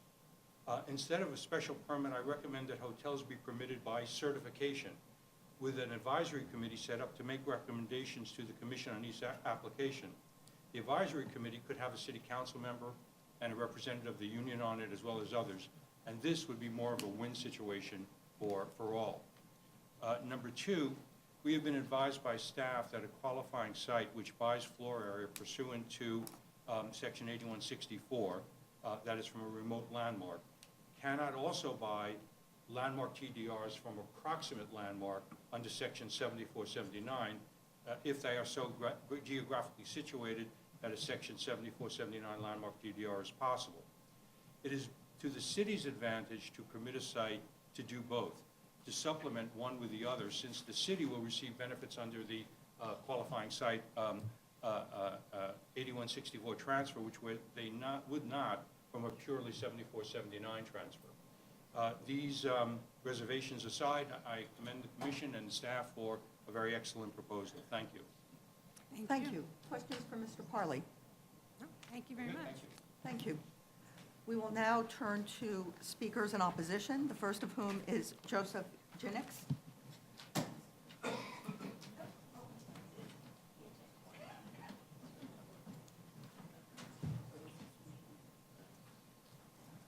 Good afternoon, Madam Chair and members of the Commission. My name is Joseph Ginix, and I'm the Managing Director of Development for the sponsor that owns 1248 Associates, LLC, located at 12 through 14 East 48th Street, within the boundaries of the East Midtown rezoning area. We are here today to request that the Commission add an amendment to the proposed text that would deem a property owner's right to proceed with construction of a new hotel vested if the owner had, by the date of enactment, obtained a complete building permit and commenced construction under that permit. At 12 through 14 East 48th Street, my company is building a new 32-story hotel that has been in planning and pre-construction phases of development for over 3 years. Our company has undertaken obligations to third parties, including our operator, lender, and contractor, all of which predated the certification of the East Midtown text into ULURP. While we have begun site excavation and foundations, we are not confident our foundations would be complete by mid-July, when the East Midtown rezoning, including the new text requiring the developers of new hotels to obtain special permits, may be enacted. If the project is halted because the foundation is not complete by that time, we will be forced to file an application at the BSA for an extension of time to complete construction. While we are confident we would prevail in such a proceeding, the time lost, which could be as much as 6 months, would have extremely harmful consequences, both financially and in terms of our ability to perform our obligations to our operator and our lender. Furthermore, we may lose contractors and laborers whose work is stopped by the DOB while we pursue our remedies at the BSA. It would be a difficult transition to remobilize those workers once the BSA case is concluded. We are advised by counsel that the Commission has, in other instances, approved special vesting rules for cases as to which a new law will make substantial changes. Substantial change is happening here, where a use that has been as of right in Midtown Manhattan since 1961 is being made discretionary. For these reasons, we ask the Commission amend the proposed text to add a special vesting provision to Article 1, Chapter 1 of the zoning resolution, vesting the rights of projects for new hotels that have obtained any building permits and commenced construction prior to the enactment date, to continue construction under those permits without seeking a special permit. Thank you for this opportunity to speak. Thank you. Questions for Mr. Janex? Commissioner Ortiz? Could you just clarify what's the address? 12 through 14 East 48th Street. Okay, and have you had discussions or begun discussions with DCP about your concerns? We have informally began discussions. We were requested to speak here today. Thank you. Commissioner Levin? And I may not have been listening to the right things at the beginning of your testimony, in light of what you got to as the punchline. Do you have building permits now? Yes, we have a foundation permit and we've commenced construction. Okay, and when do you think the foundation work will be complete? We If it's not by July? We project that it's going to be complete by August. Okay, so almost. Right. Thank you. Other commissioners? Thank you, Mr. Janex. Thank you again. Our next speaker in opposition is Deirdre Carson.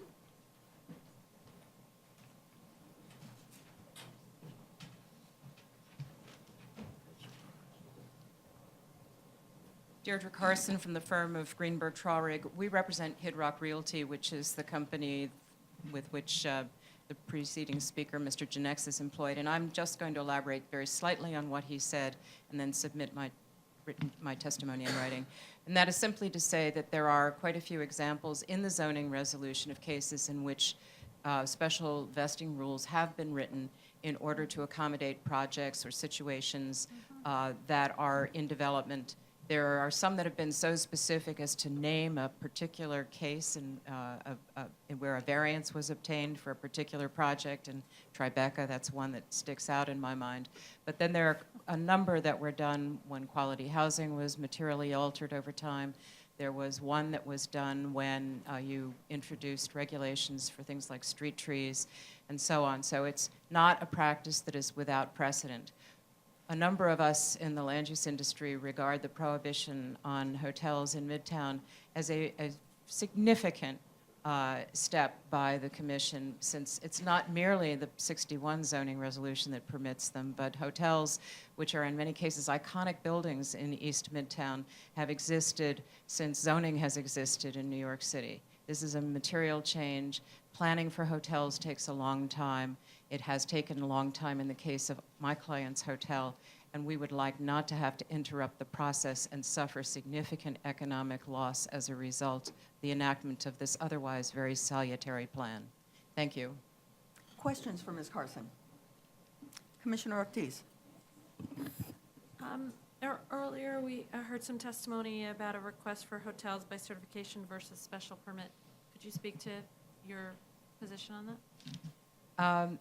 As far as my client's position is concerned, that's not much of a benefit, because even certifications, we would go to the BSA if we had no relief in a text change here, and that's a 6-month process. I can tell you that a certification, particularly a new one, would be at least a 6-month process, particularly if you have to set up some kind of advisory board to make it work. So it's not really a remedy here. I don't really want to speak to the concept of the special permit in general, except to say that it's a fairly significant modification. I would like to add, by the way, that there's a report from NYC and Company on hotel development in New York City from 2015 to 2019 that was published in March of 2017, and it only identifies a couple of possible projects that would be affected by this text. So this is not something that's going to have a wide-scale impact. And one additional follow-up on, so the special vesting rules in this case would be adequate to address your concerns?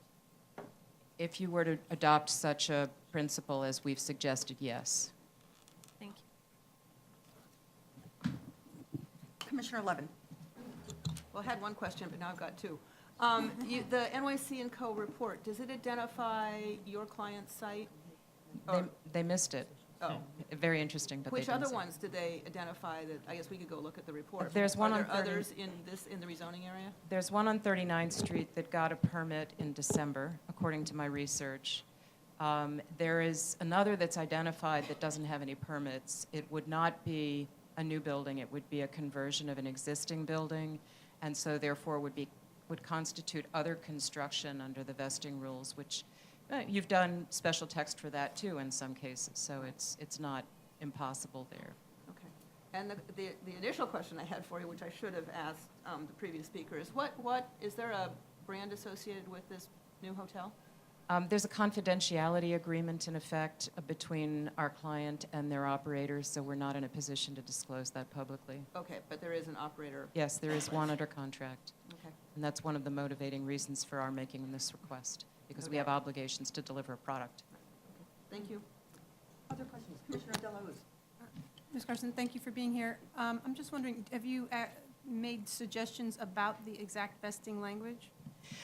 We have attempted to have conversations, but I think it was hoped that we could come here and express our views to the commission before those conversations happened in earnest. I think we were told that there are other bigger issues that are troubling the waters that had to be addressed, and that we have spoken also with the community board and the borough president and the local council member, none of whom expressed opposition, all of whom were very interested in what the commission might have to say. I look forward to the post-hearing follow-up. I can imagine that we might be asking you for recommendations. We'll be happy to give them. Thank you. Thank you very much, Ms. Carson. Thank you. Our next speaker in opposition is Thomas Devaney.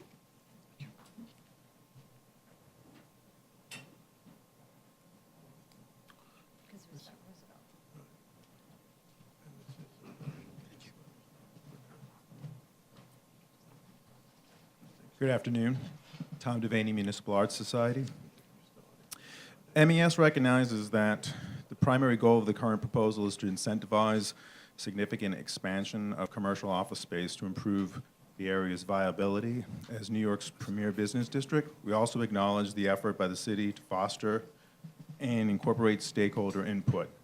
As a member of the East Midtown Steering Committee, and with a long history of involvement in the rezoning of East Midtown, MAS generally supports this proposal. However, we remain steadfast that a number of critical issues need to be addressed and urge the city to incorporate our recommendations regarding public realm improvements, daylight evaluation, sustainability, residential conversions, historic preservation, and the sub-district boundaries along 3rd Avenue. I will only focus our comments on public realm, daylight evaluation, and environmental review. We find that the proposed improvements under the Public Realm Improvement Plan to be fundamentally deficient.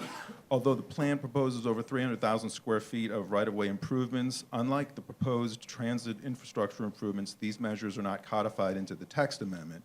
Without these improvements being incorporated into the zoning text, the public has virtually no assurance that they will be implemented. Regarding POPs, POPs account for 50% of the area's approximately 39 acres of public space. However, they have not been considered in this proposal. MAS holds to our view that POPs are a viable option for increasing and improving open space in the project area. Therefore, we ask the city to reevaluate the 1.0 FAR bonus, reconsider requiring developers to exhaust all other options for increasing commercial density before the FAR bonus for POPs can be utilized, establish guidelines for improving existing and future POPs, and provide incentives for renewing POPs. Regarding daylight evaluation, MAS believes that the proposed modifications to daylight evaluation methodology that lower the scoring standards for qualifying sites will be highly detrimental to preservation of light and air on the public realm. We find the current proposal ignores rules that were based on decades of a reliable record of community expectations about sunlight that reaches our public realm. The existing height and setback regulations should generally remain in place. If a project cannot be completed in conformance with these regulations, a special permit should be required. Regarding the DEIS, we recommend that the FEIS include a list of projects in the no-build development scenario. This is particularly important for the shadow analysis, since it's not clear which buildings have been included in the baseline condition. Regarding shadows, MAS believes substantive mitigation measures, including but not limited to height and bulk limitations, should be implemented to reduce shadow impacts on Greenacre Park, which people have discussed previously. In addition, the DEI has identified adverse shadows on St. Bart's Church and Community House and recommended as a potential mitigation the installation of artificial lighting on the exterior of the building. We question the validity of that approach and strongly urge the EIS to include an evaluation of potential bulk regulation changes. Regarding urban design and visual resources, we find the evaluation of the proposed project's impacts on critical view corridors to be flawed, although many of the photo simulations contained in the DIS clearly show the development would block critical views of historic buildings. The DEIS concludes that no adverse visual resources impacts would occur. Mr. Devaney, if you could submit your written testimony so that we can read the balance of Yes, it. I have a longer version of this to submit to all of you. Thank you very much. And Thank now you. questions. Commissioner Efron. Hi, having founded the urbanist program at MAS in the mid-90s when I was a much younger New Yorker, and one of our primary activities was to go around and see whether the POPs were actually living up to their regulations. I'd ask you to just elaborate on the POPs and whether or not MAS thinks that any of the current ones are at risk. They're not so much at risk as, I would agree that there's, from our standpoint, there's the POPs are a mixed bag in terms of their the benefit to the public, and we think that they could be improved, especially the ones that were in place prior to 61. But I think that the POPs are half of the open space in this area, and I think that the proposal should include some guidelines on how existing POPs could be improved and how new development could incorporate POPs to provide more open space in the area. So may I suggest that if you have ways to suggest that we do that you submit them, and Absolutely. also We'd be happy to. that if there's a question about enforcement, you underscore how that is going for us. Yeah, well, there's definitely issues with enforcement, as we know. Thanks. Thank you. Other commissioners? Thank you, Mr. Devaney. Where are we? Our next speaker in opposition is, you're off the hook. Our next speaker in opposition is Andrea Goldwyn. It's fine, that's fine.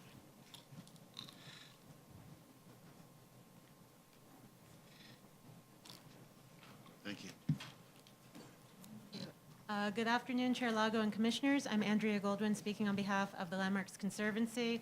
I'd like to start by saying we are not strictly in opposition, but oppose some aspects of the proposal. We were pleased to be a member of the East Midtown Steering Committee and appreciate that the Department of City Planning incorporated many of the Steering Committee's recommendations into this proposal. Some 4 years ago, we testified against the previous rezoning plan, which almost entirely ignored the significant architecture in this section of the city.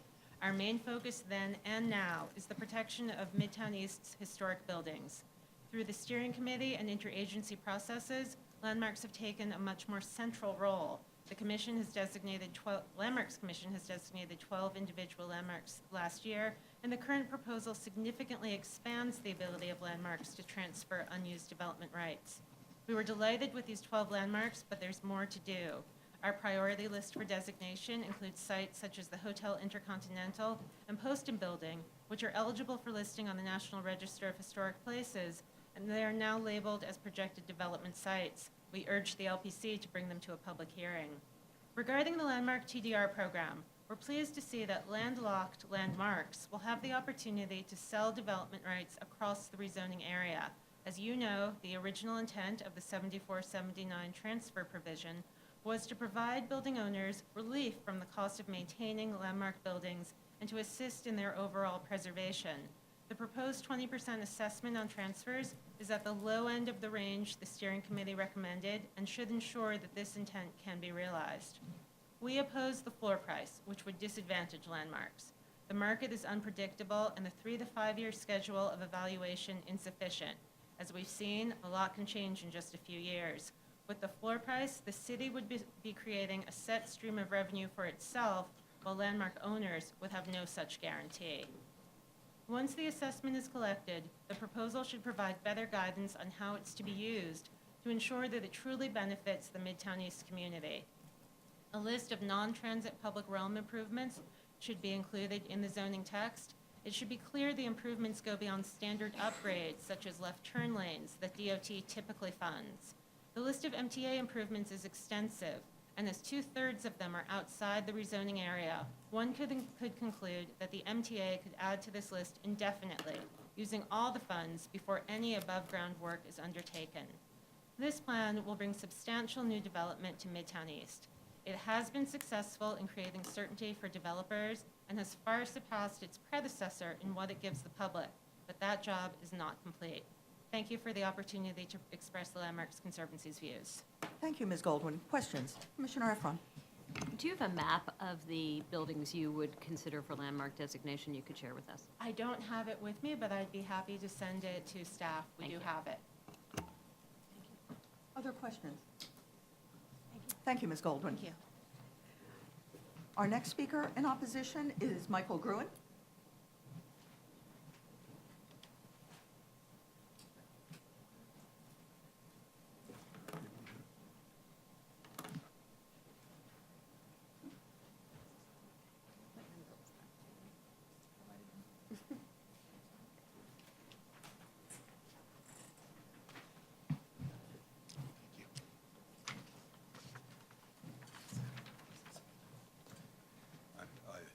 Thank you very much. Being number 19, I had expected to stay here a lot longer today.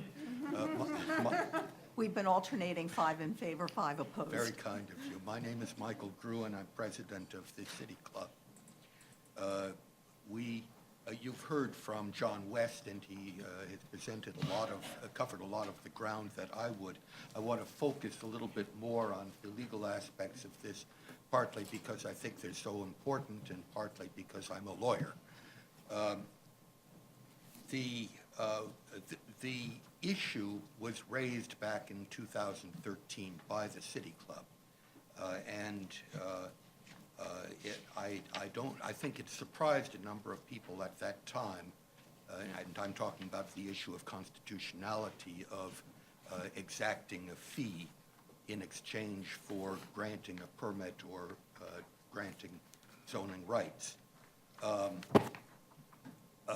I was happy to see that in the current proposal, a lot more attention has been paid to this issue, and yet there are serious defects. It simply does not meet the standards of the Supreme Court. As John said, there are 3 issues. One is nexus, namely the relationship between the exaction and the public harm or burden that would be caused by the proposed action. Second, let me go to an example from there. And I'll just pick one out of the half dozen or more types of transactions this contemplates. And that is the one for rebuilding a currently non-conforming building.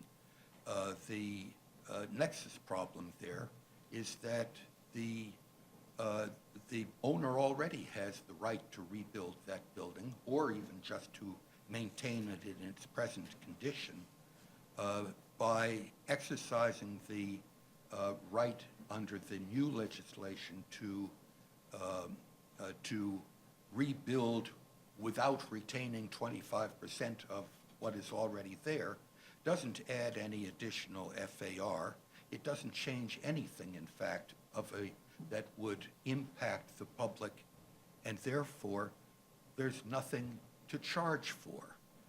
There is, by definition, absolutely no nexus, and I'm convinced that that particular provision would fail. I think that the landmarks transfer provisions are of a like nature to the non-conforming building transaction. I think that they're likely to fail. Others come a lot closer to meeting the requirements, and you'd like me to stop here. Yes, thank you, Mr. Gruen. Though we'll read with interest the testimony that you've left, and I'll now open it up to questions from the commissioners.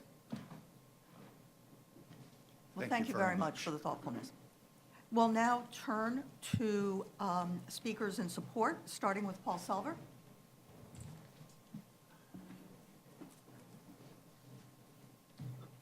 Thanks, Paul. Madam Chair, members of the commission, Paul Selver, a member of Kramer Levin, but I speak now as chair of the Real Estate Board Zoning Committee in order to supplement Mike Slattery's testimony with a number of more technical suggestions. The starting point of these comments is an acknowledgement that the Department of City Planning and the other participants in this planning process, the people involved with the steering committee and leading the steering committee, did an exceptional job in conceptualizing and putting into words what is, in general, an ambitious, balanced, and well-considered plan. If, as we hope, it succeeds in achieving its goals, it will ensure the continued vitality of one of the city's most important economic engines. And that's the framework for our suggestions. They're not intended as a critique, rather they're offered in the hope that together we can make a good plan even better. And I'll focus on a limited number of these. Our written testimony will, which we'll submit later, will focus on more of them.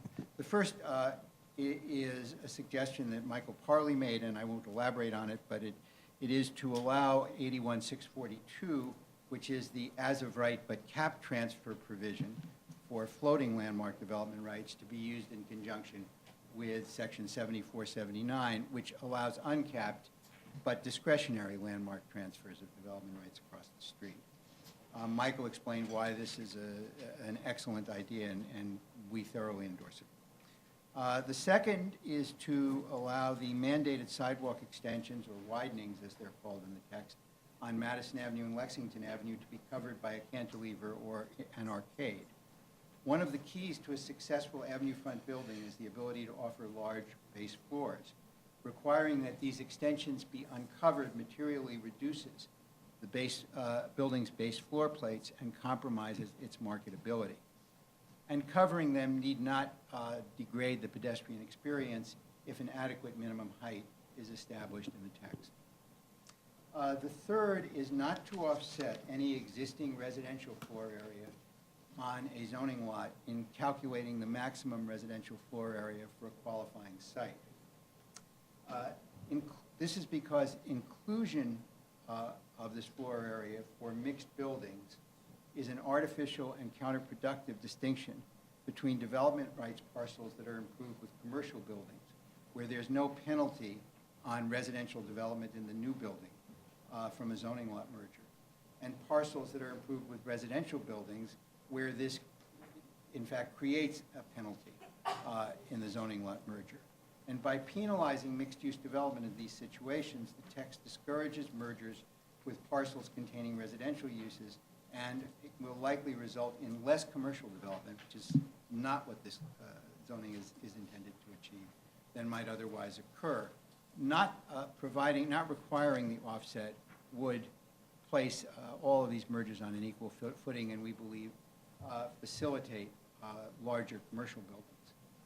We also want to urge the Commission to establish, either in the East Midtown text or in a follow-up rule or protocol, a maximum time for East Midtown certifications.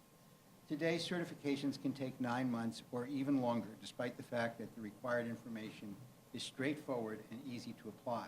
That's just too long. And given their importance, the importance of certifications to the implementation of this text, they really need to be shortened if they're not going to discourage the use of East Midtown's incentives. Thank you for your attention and consideration. I'm happy to answer any questions. Thank you, Mr. Selver. You have written remarks. Submit. We're going to submit written testimony in the next 10 days. These are not fit for submission to. Sounded good to me. Even my colleagues at the firm, much less the Planning Commission. Okay, questions for Mr. Selver. Commissioner Levin. Yes, Mr. Selver, I'd like to switch things up and ask you an architectural question instead of a legal question. And that has to do with the cantilever issue. Can you point to buildings that might be examples of how a cantilever can be successful with good ground street level space and a thing looming I'll- above? I'll do a cantilever in an arcade. Okay. And it may be a little subjective. A good cantilever, IBM, 57th and Madison Avenue. Mhm. Okay? A good arcade, the building actually that we're in at 1177 Avenue of the Americas, which is, I think, between about 25 and 40 feet high. I think that's the kind of range you're looking at so that these spaces don't feel cramped and oppressive. Okay, thank you. Other questions for Mr. Selver? Thank you. Thank you. Christopher Rizzo.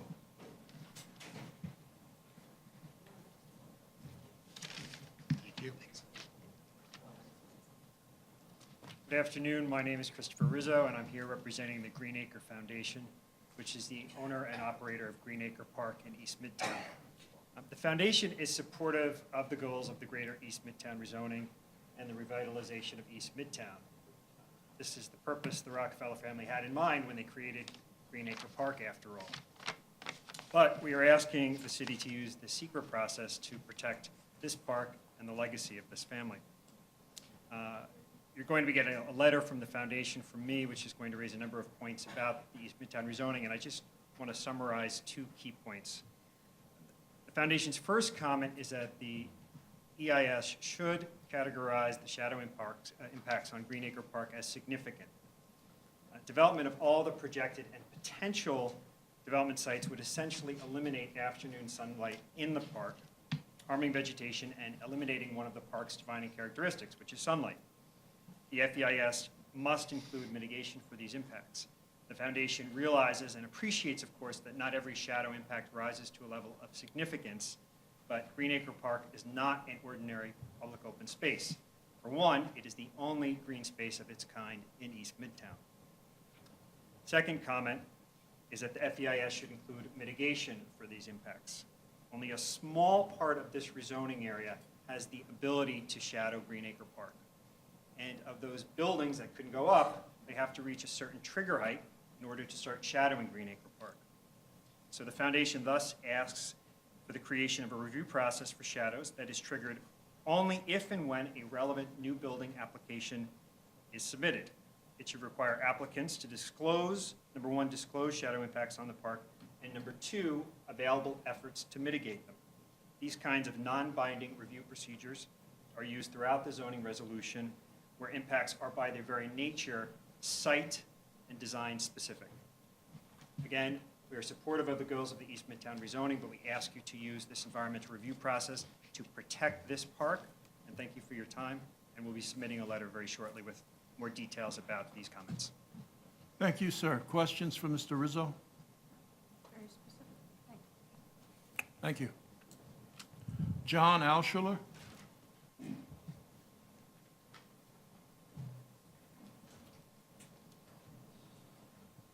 Mr. Chair and Commissioners. My name is John Alschuler, the Chairman of HR&A Advisors, a real estate advisory company in the city. I'm here today representing Milstein Properties, the owner of 335 Madison, which sits between Madison Avenue and Vanderbilt and East 43rd and East 44th. As long-term stakeholders in East Midtown, we redeveloped the Roosevelt Hotel into the current building. The Milsteins are strongly supportive of the proposed action for East Midtown, and we commend the commitment to improve the area's public realm, including on Vanderbilt Avenue. However, we have serious concerns about the proposal, which is referenced, to create a shared street on Vanderbilt Avenue from 43rd to 47th. As presented to us thus far, the concept is ill-defined to the extent that it has definition, and it is absent the level of study necessary to understand its operations and feasibility.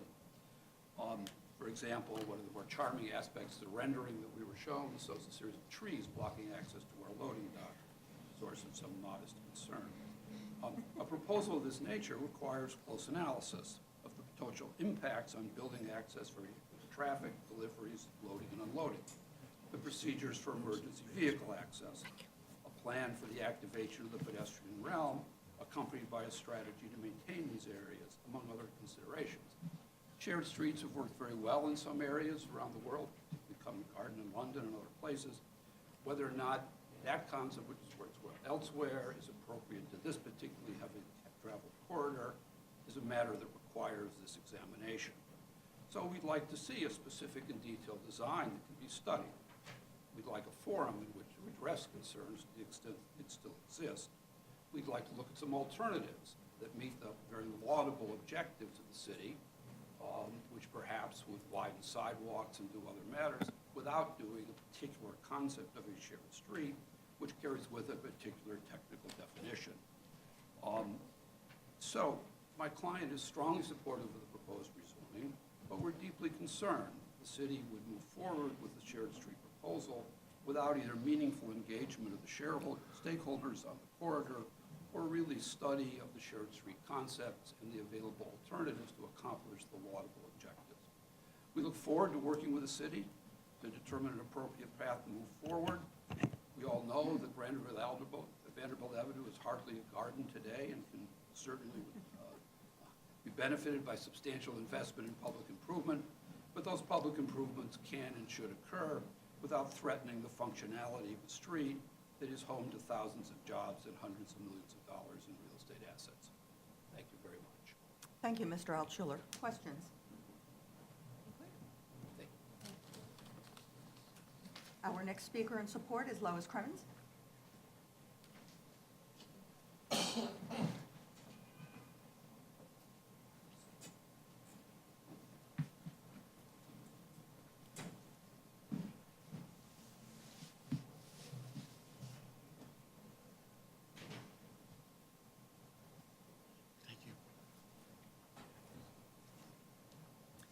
Good afternoon, ladies and gentlemen. My name is Lois Cremens. I am the Executive Director of Greenacre Foundation. I would like to thank the City Planning Commission for holding this very important hearing on the Greater East Midtown rezoning proposal as put forth by the City of New York. I am here today to raise serious concerns about shadow impacts on Greenacre Park. Abby Rockefeller Mosey created the Greenacre Foundation in 1968 with the intent to build a Vest Pocket Park on East 51st Street between 2nd and 3rd Avenues as a gift to the citizens of New York City. Acclaimed landscape architecture firm Sasaki Associates prepared the final design, and the foundation opened it in 1971. Mrs. Mosey gifted an endowment to the foundation to ensure that the park would be maintained at a high standard in perpetuity. The park is a vital community asset, and the foundation is in the process of having the park recognized as eligible for listing on the state and national registers of historic places. Mrs. Mosey's family continue to be active members of the Greenacre Foundation Board, but the endowment doesn't just maintain this park. The foundation has supported over 100 parks, community gardens, and organizations involved in green space in Manhattan. The park provides a small but important green space for a community with a scarce amount of parkland. The park sits in City Council District 4. According to New Yorkers for Parks City Council District 4 profiles, the district only has 2% of its total acreage dedicated to parkland throughout the city, though the city average is 19%. The profile further notes that District 4 ranks 49th out of 51 council districts for parks and playgrounds per 1,000 residents. According to recent shadow models commissioned by the foundation, the proposed rezoning will result in 6 development sites placing additional shade on the park and thus causing significant adverse impacts to the park. Afternoon sun will virtually be eliminated. Community Board 6 and Borough President Brewer have already echoed these concerns and asked the City Planning Commissioner to act. We will be submitting a more detailed comment letter shortly that outlines our concerns, objections to this DEIS, and mitigation measures. Please act on them. We look forward to your letter. Questions? Commissioner Levin. Well, I just wanted to let you know that in conjunction with my own due diligence about this rezoning, I discovered Greenacre Park. I live on the west side, so it's not my hood. It is a remarkable place. It's just astonishing. The design is beautiful. The maintenance is fabulous, and I wish I lived closer by. Thank you very much. It's a space that can never be replicated. It's a surprise we didn't run into each other there, because I also set out on my bicycle and discovered it. Except there's no place to park a bicycle if that's how you get there. I got kicked out. That's because we have staff. They're on it, yes. Okay, our next speaker in support is Melanie Myers.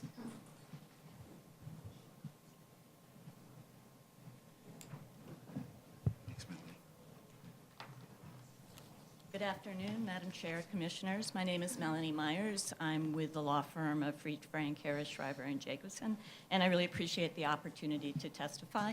I am going to talk about 3 details, so I apologize for talking about details, but we certainly agree and support that, support the efforts of the Commission to think about and re-envision East Midtown, and we believe these comments will be helpful in making sure that it moves forward in a way that makes sense for all projects. So the first comment and detail that I'd like to mention is relating to split lots. There are a handful of zoning lots that exist today that are partly within and partly without the East Midtown boundaries. That include, for example, 136 East 55th Street and 641 Lexington Avenue. The original text made it quite clear about how these zoning lots would be treated. They would be included within the East Midtown for all purposes. The A text is not quite as precise about that, and the recommendation there is to really look at the original text to make sure that there's clarity about how these zoning lots are handled. The second question and refinement that we would suggest relates to 81643 of the zoning resolution. That is the provision that allows for the rebuild of pre-1961 buildings with a contribution to the Transportation Fund. The refinement that we would suggest there is to allow for buildings that have a transit volume within their ground floor to be able to preserve that volume. The way it's drafted today, there needs to be a cleared wide street frontage. In certain cases, 415 Madison is an example. The structure that is going to support the east side access is actually integrated into the ground floor, making just that compliance with that requirement impossible. So that's a refinement, and it's one that I think would serve both the goals of East Midtown in terms of rebuilding first-class office spaces, as well as making sure that there is good mass transit in the neck. And then the final comment, which is, I guess, a little more substantive, is I really wanted to support the text that you heard before regarding transient hotels which are in construction. There is another hotel. It's at 710 3rd Avenue. It has a full building permit. It has done demolition. It has its protection. It is in excavation, and it is underway. The developers have spent about $22 million to date on their on the hotel, and would stand to lose that investment.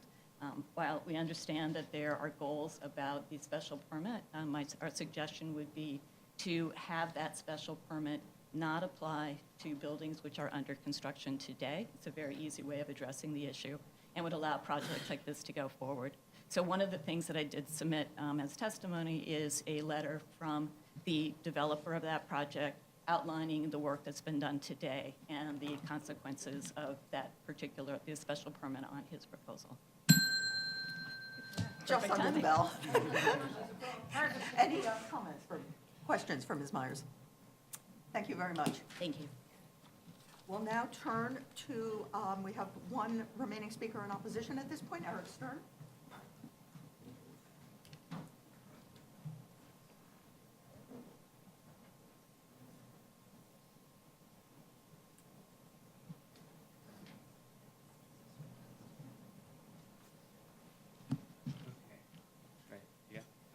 Good afternoon, Chair and members of the Commission. Thank you very much for hearing my testimony. My name is Eric Edward Stern, and I chair the Land Use, Housing, and Zoning Committee of Manhattan Community Board 5. In addition, I served as a member of the East Midtown Steering Committee for a very long time. On March 9th, 2017, Community Board 5 voted unanimously to recommend to the Commission and to the City Council that the Greater East Midtown proposal be denied unless certain modifications were made. And so I would like to begin by going through what those are. First, we ask that there be a creation of new public space on every redeveloped site that takes advantage of the Greater East Midtown's transfer of development rights framework. Second, we felt that the governing group should be empowered to act according to the zoning resolution only if one non-mayoral appointee votes for action, in addition to any mayoral appointees. And the reason is that we do not want the governing group to be a simple rubber stamp for the mayor. There need to be checks and balances, and that's what the steering committee wrote in its report, and that should be reflected in the zoning text. Three, we ask that 30% of the value of TDR should be deposited into the improvement fund. And we also believe that the city must maintain the minimum contribution price so as to ensure that all parties pay their fair share. There's too much room for, I'm not going to call it illegal, but shady stuff to happen if there's not a minimum contribution price. And it is not clear to us that DOF has the sort of auditing ability to ensure that the city gets its fair share. So we believe that minimum price is essential. And the fourth point is that we ask the city to invest in at least some of the DOT identified improvements prior to the adoption of the proposed text. We'd like for some level of review of buildings built to more than 24 FAR. I think there's a lot of concern on our board about the modification to the daylighting standards, and even if it's not a ULURP, even if there's no formal community board comment, there should be some level of review to make sure that these new skyscrapers go through some public process. We also ask that there be a prohibition on the as-of-right conversion of more than 12 FAR of non-residential use to residential use. And perhaps there could be a special permit to facilitate such conversion. Our schools are overcrowded. There's no open space for families. Like this, East Midtown cannot have a wholesale conversion like we saw in the financial district. So we believe that this is a thoughtful way to permit conversions on, if the commission and the council were to deem them appropriate, but not permit them on an as-of-right basis. I want to go into a few additional points. One of the concerns we have, and the reason that I was upset to have to vote denial unless, was that we felt there were a lot of deviations from the work of the steering committee between the steering committee report and what the de Blasio administration put forward. In particular, the steering committee said there need to be improvements to the public realm, and as currently proposed in the text, there are no guarantees of improvements to the public realm.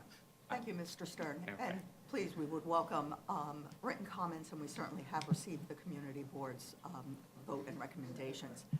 Questions for Mr. Stern? Commissioner Dillos. Good to see you. Thanks for being here and helping to, I think, highlight something. I think you're the first person who actually specifically spoke to having a minimum standard for the contribution. All the other testimony we heard was just in the opposite. So could you maybe share a little bit more of some of the conversations perhaps that were happening either at the community board or at the steering committee level that were more in favor of that particular perspective?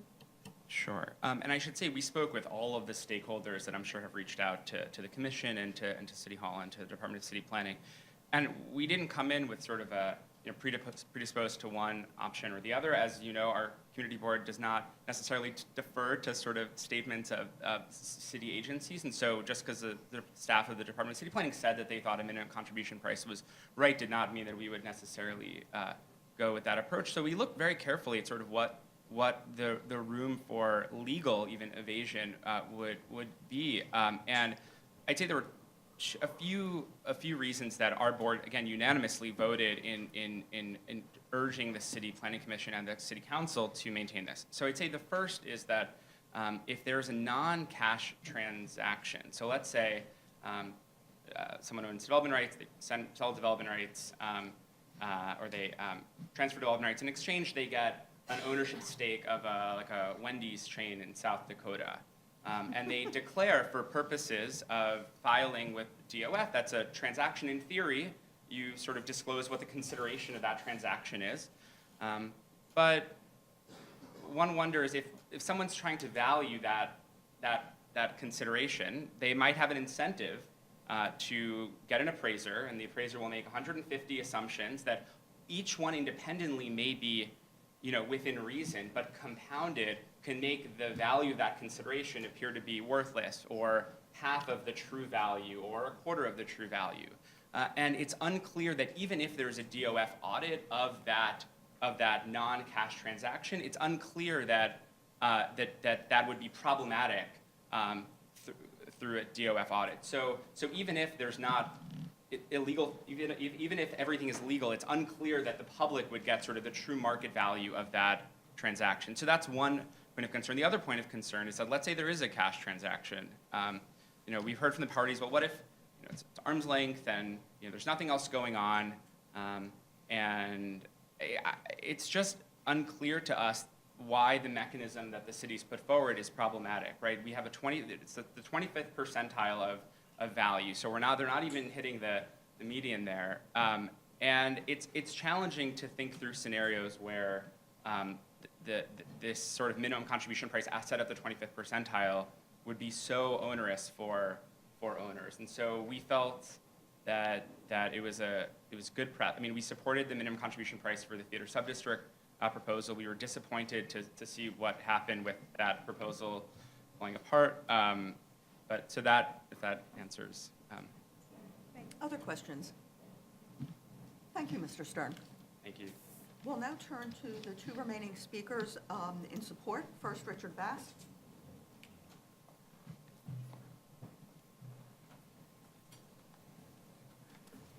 Commissioners, you have my written testimony. I'm just going to speak for my boards. Microphone.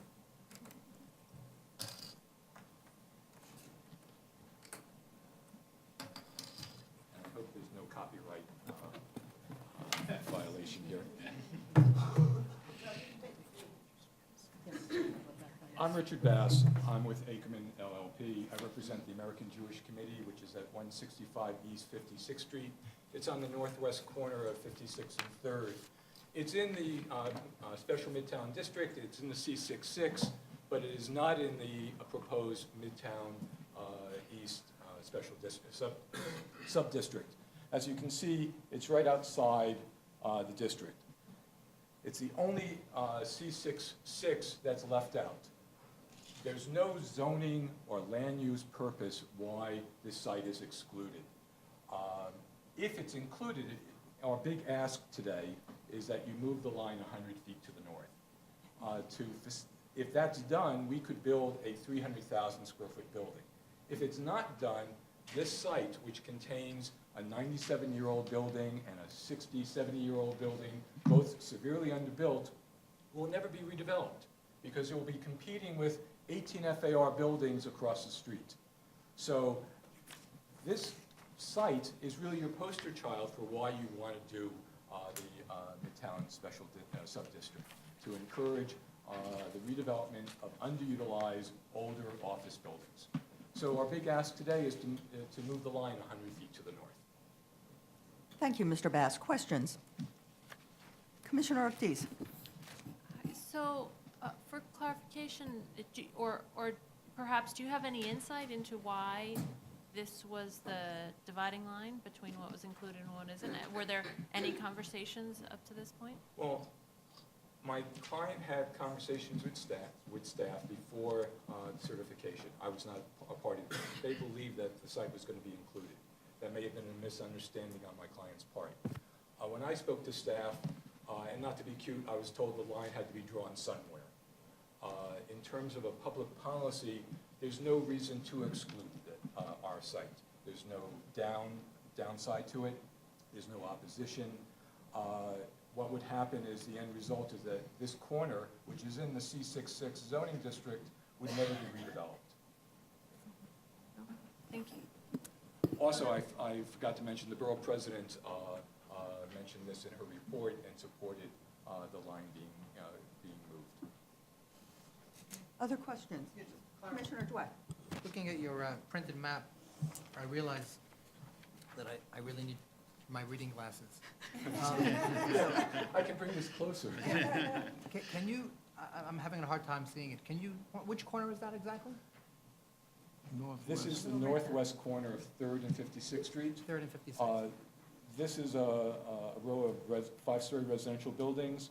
The line is drawn on the south side of 56th Street. We're asking you to make the sub-district be coterminous with the C66 zoning district. And how far into the north side of 56th Street does your property The C66 zoning district goes 100 feet, so it's 100 feet north of the corner and 125 feet west of the corner. So we're just asking for the sub-district to be coterminous with the C66. And your client is the not-for-profit? My client is a not-for-profit. Thank Yes, Commissioner Levin. So as you know, we like straight lines around here. And from the board that's closest to you, it looks like this C66 also encompasses the Across the street. corner on the East east side of Third. So what's going on over there? That's a residential building. So I wouldn't propose that as an amendment to the map, because that would then encourage the redevelopment of a residential building. And the emphasis of this rezoning is to support commercial buildings.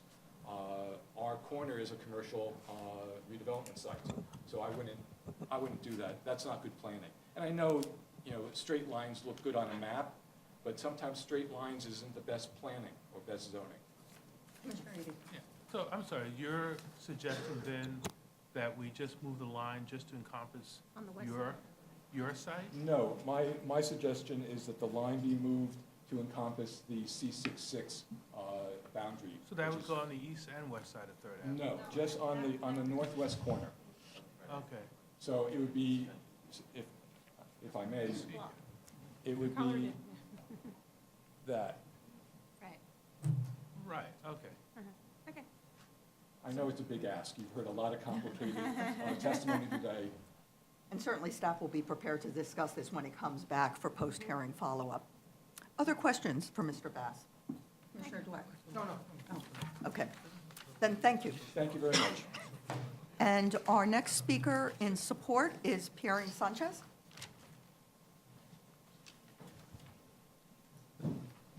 Good afternoon. I think I'm the last one, so I'm between you and not being here anymore, so And I will lunch. try to do my best to speak quickly. So good afternoon, my name is Pierina Sanchez, and I'm the New York Director at Regional Plan Association, and I'm here today to testify in support of the proposed rezoning for Greater East Midtown. It's the city's premier central business district. As long-term regional planners at RPA, we're concerned about the 25 to 50-year time horizon, as well as the concerns that we have today. And as the commission decides the future of the district's land use, RPA urges consideration of a vital question. Are the public's needs being met in this proposal? As a member of the steering committee, RPA helped to shape the recommendations that set the foundation for the city's proposals for the rezoning. Thanks to Manhattan Borough President Gail Brewer and the council member Dan Garodnick and all of the staff that we got to know so well over so many multi-hour meetings over the course of more than a year, for all of everyone's leadership. Where the proposal stands today represents a significant achievement. But as a world-class city, the question is less whether East Midtown remains at the forefront relative to other NYC or even US business districts, but how do we compete with London, with Paris, Shanghai, and Tokyo? To remain a leader, East Midtown must stay globally competitive, which requires a truly ambitious vision. We commend the hard work again, and here are our outstanding concerns. First, with respect to placemaking, all of these have been mentioned earlier today, but with respect to placemaking, we believe that the concept plan, it has no teeth. So we need to figure out an as-of-right framework in order to allow for more provision of public and privately owned public space. With respect to transit improvement and boundaries, so I'm going to have to be a little bit of a contrarian on this one. When we're talking about the eastern boundaries, if we were anywhere else in the city, RPA would probably say, yes, we need to protect as much as we can the residential uses, but East Midtown is different. It is not like the rest of the city, and we are falling behind in our office production, even with Hudson Yards. And so we would be the voice to say that we should go even further east and think about what does Second Avenue subway mean. But because that is not necessarily on the table, I just wanted to put it out there that the boundaries as they are today are something that we support. So second of all, with respect to transit improvements, what about underground placemaking? What about making those corridors underground in all of our transit stations a little bit more user-friendly? So third, limiting residential conversions. If to the extent that there is to the extent that there is any residential conversions that are triggered or incentivized, we advocate for mechanisms to disincentivize them. And what about using or triggering mandatory inclusionary housing? And lastly, with respect to the governance group, we agree with others that have said that control should be balanced between the mayoral appointees and other representatives. So we are not proposing a specific mechanism, but that there is a balance of power that allows for more than just mayoral control. Our testimony is a lot longer, but I will stop there. Thank you for your time. Thank you for your enthusiastic testimony and making sure that we were awake by going way out there. Questions for Ms. Sanchez? Yes, Commissioner Knight. Thank you, Pierina, for coming in. Do you know what the incremental difference of going to the east side of 3rd Avenue means for office space? In terms Square of square footage? footage, I don't have that number, but I can find out. That'd be good. Other questions? Commissioner Ortiz. Hi, how are you? Good, how are you? We just heard a request to include the northwest corner of East 56th Street as part of this. What do you think of that from a public policy and planning perspective? So without having much knowledge about the specific uses that are on that site, that is something that RPA would support in terms of expanding the boundaries. Other questions? Commissioner Dillos. Once again, you're the first person to raise this issue. So it sounds like you agree that we shouldn't be doing anything to incentivize residential conversion, but that despite that, we should still map MIH. Just check. Okay, thank you. Yes, for the record, yes. Other comments? Commissioner Efron. This is a comment because it's way outside of our realm, but there has been some discussion about an LDC or a bid type of structure for subway stations. Do you foresee, given your interest in the underground pedestrian realm of this, or placemaking, that there could be an East Midtown entity to improve and maintain subway stations? This is not something that we've considered in the past, but it sounds good. Other comments? Well then, thank you, Ms. Sanchez.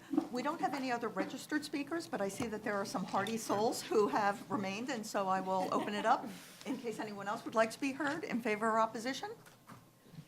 If not, I'll note that the record on this matter is going to remain open for 10 days to receive comments on the DEIS, and that is until Monday, the 8th of May.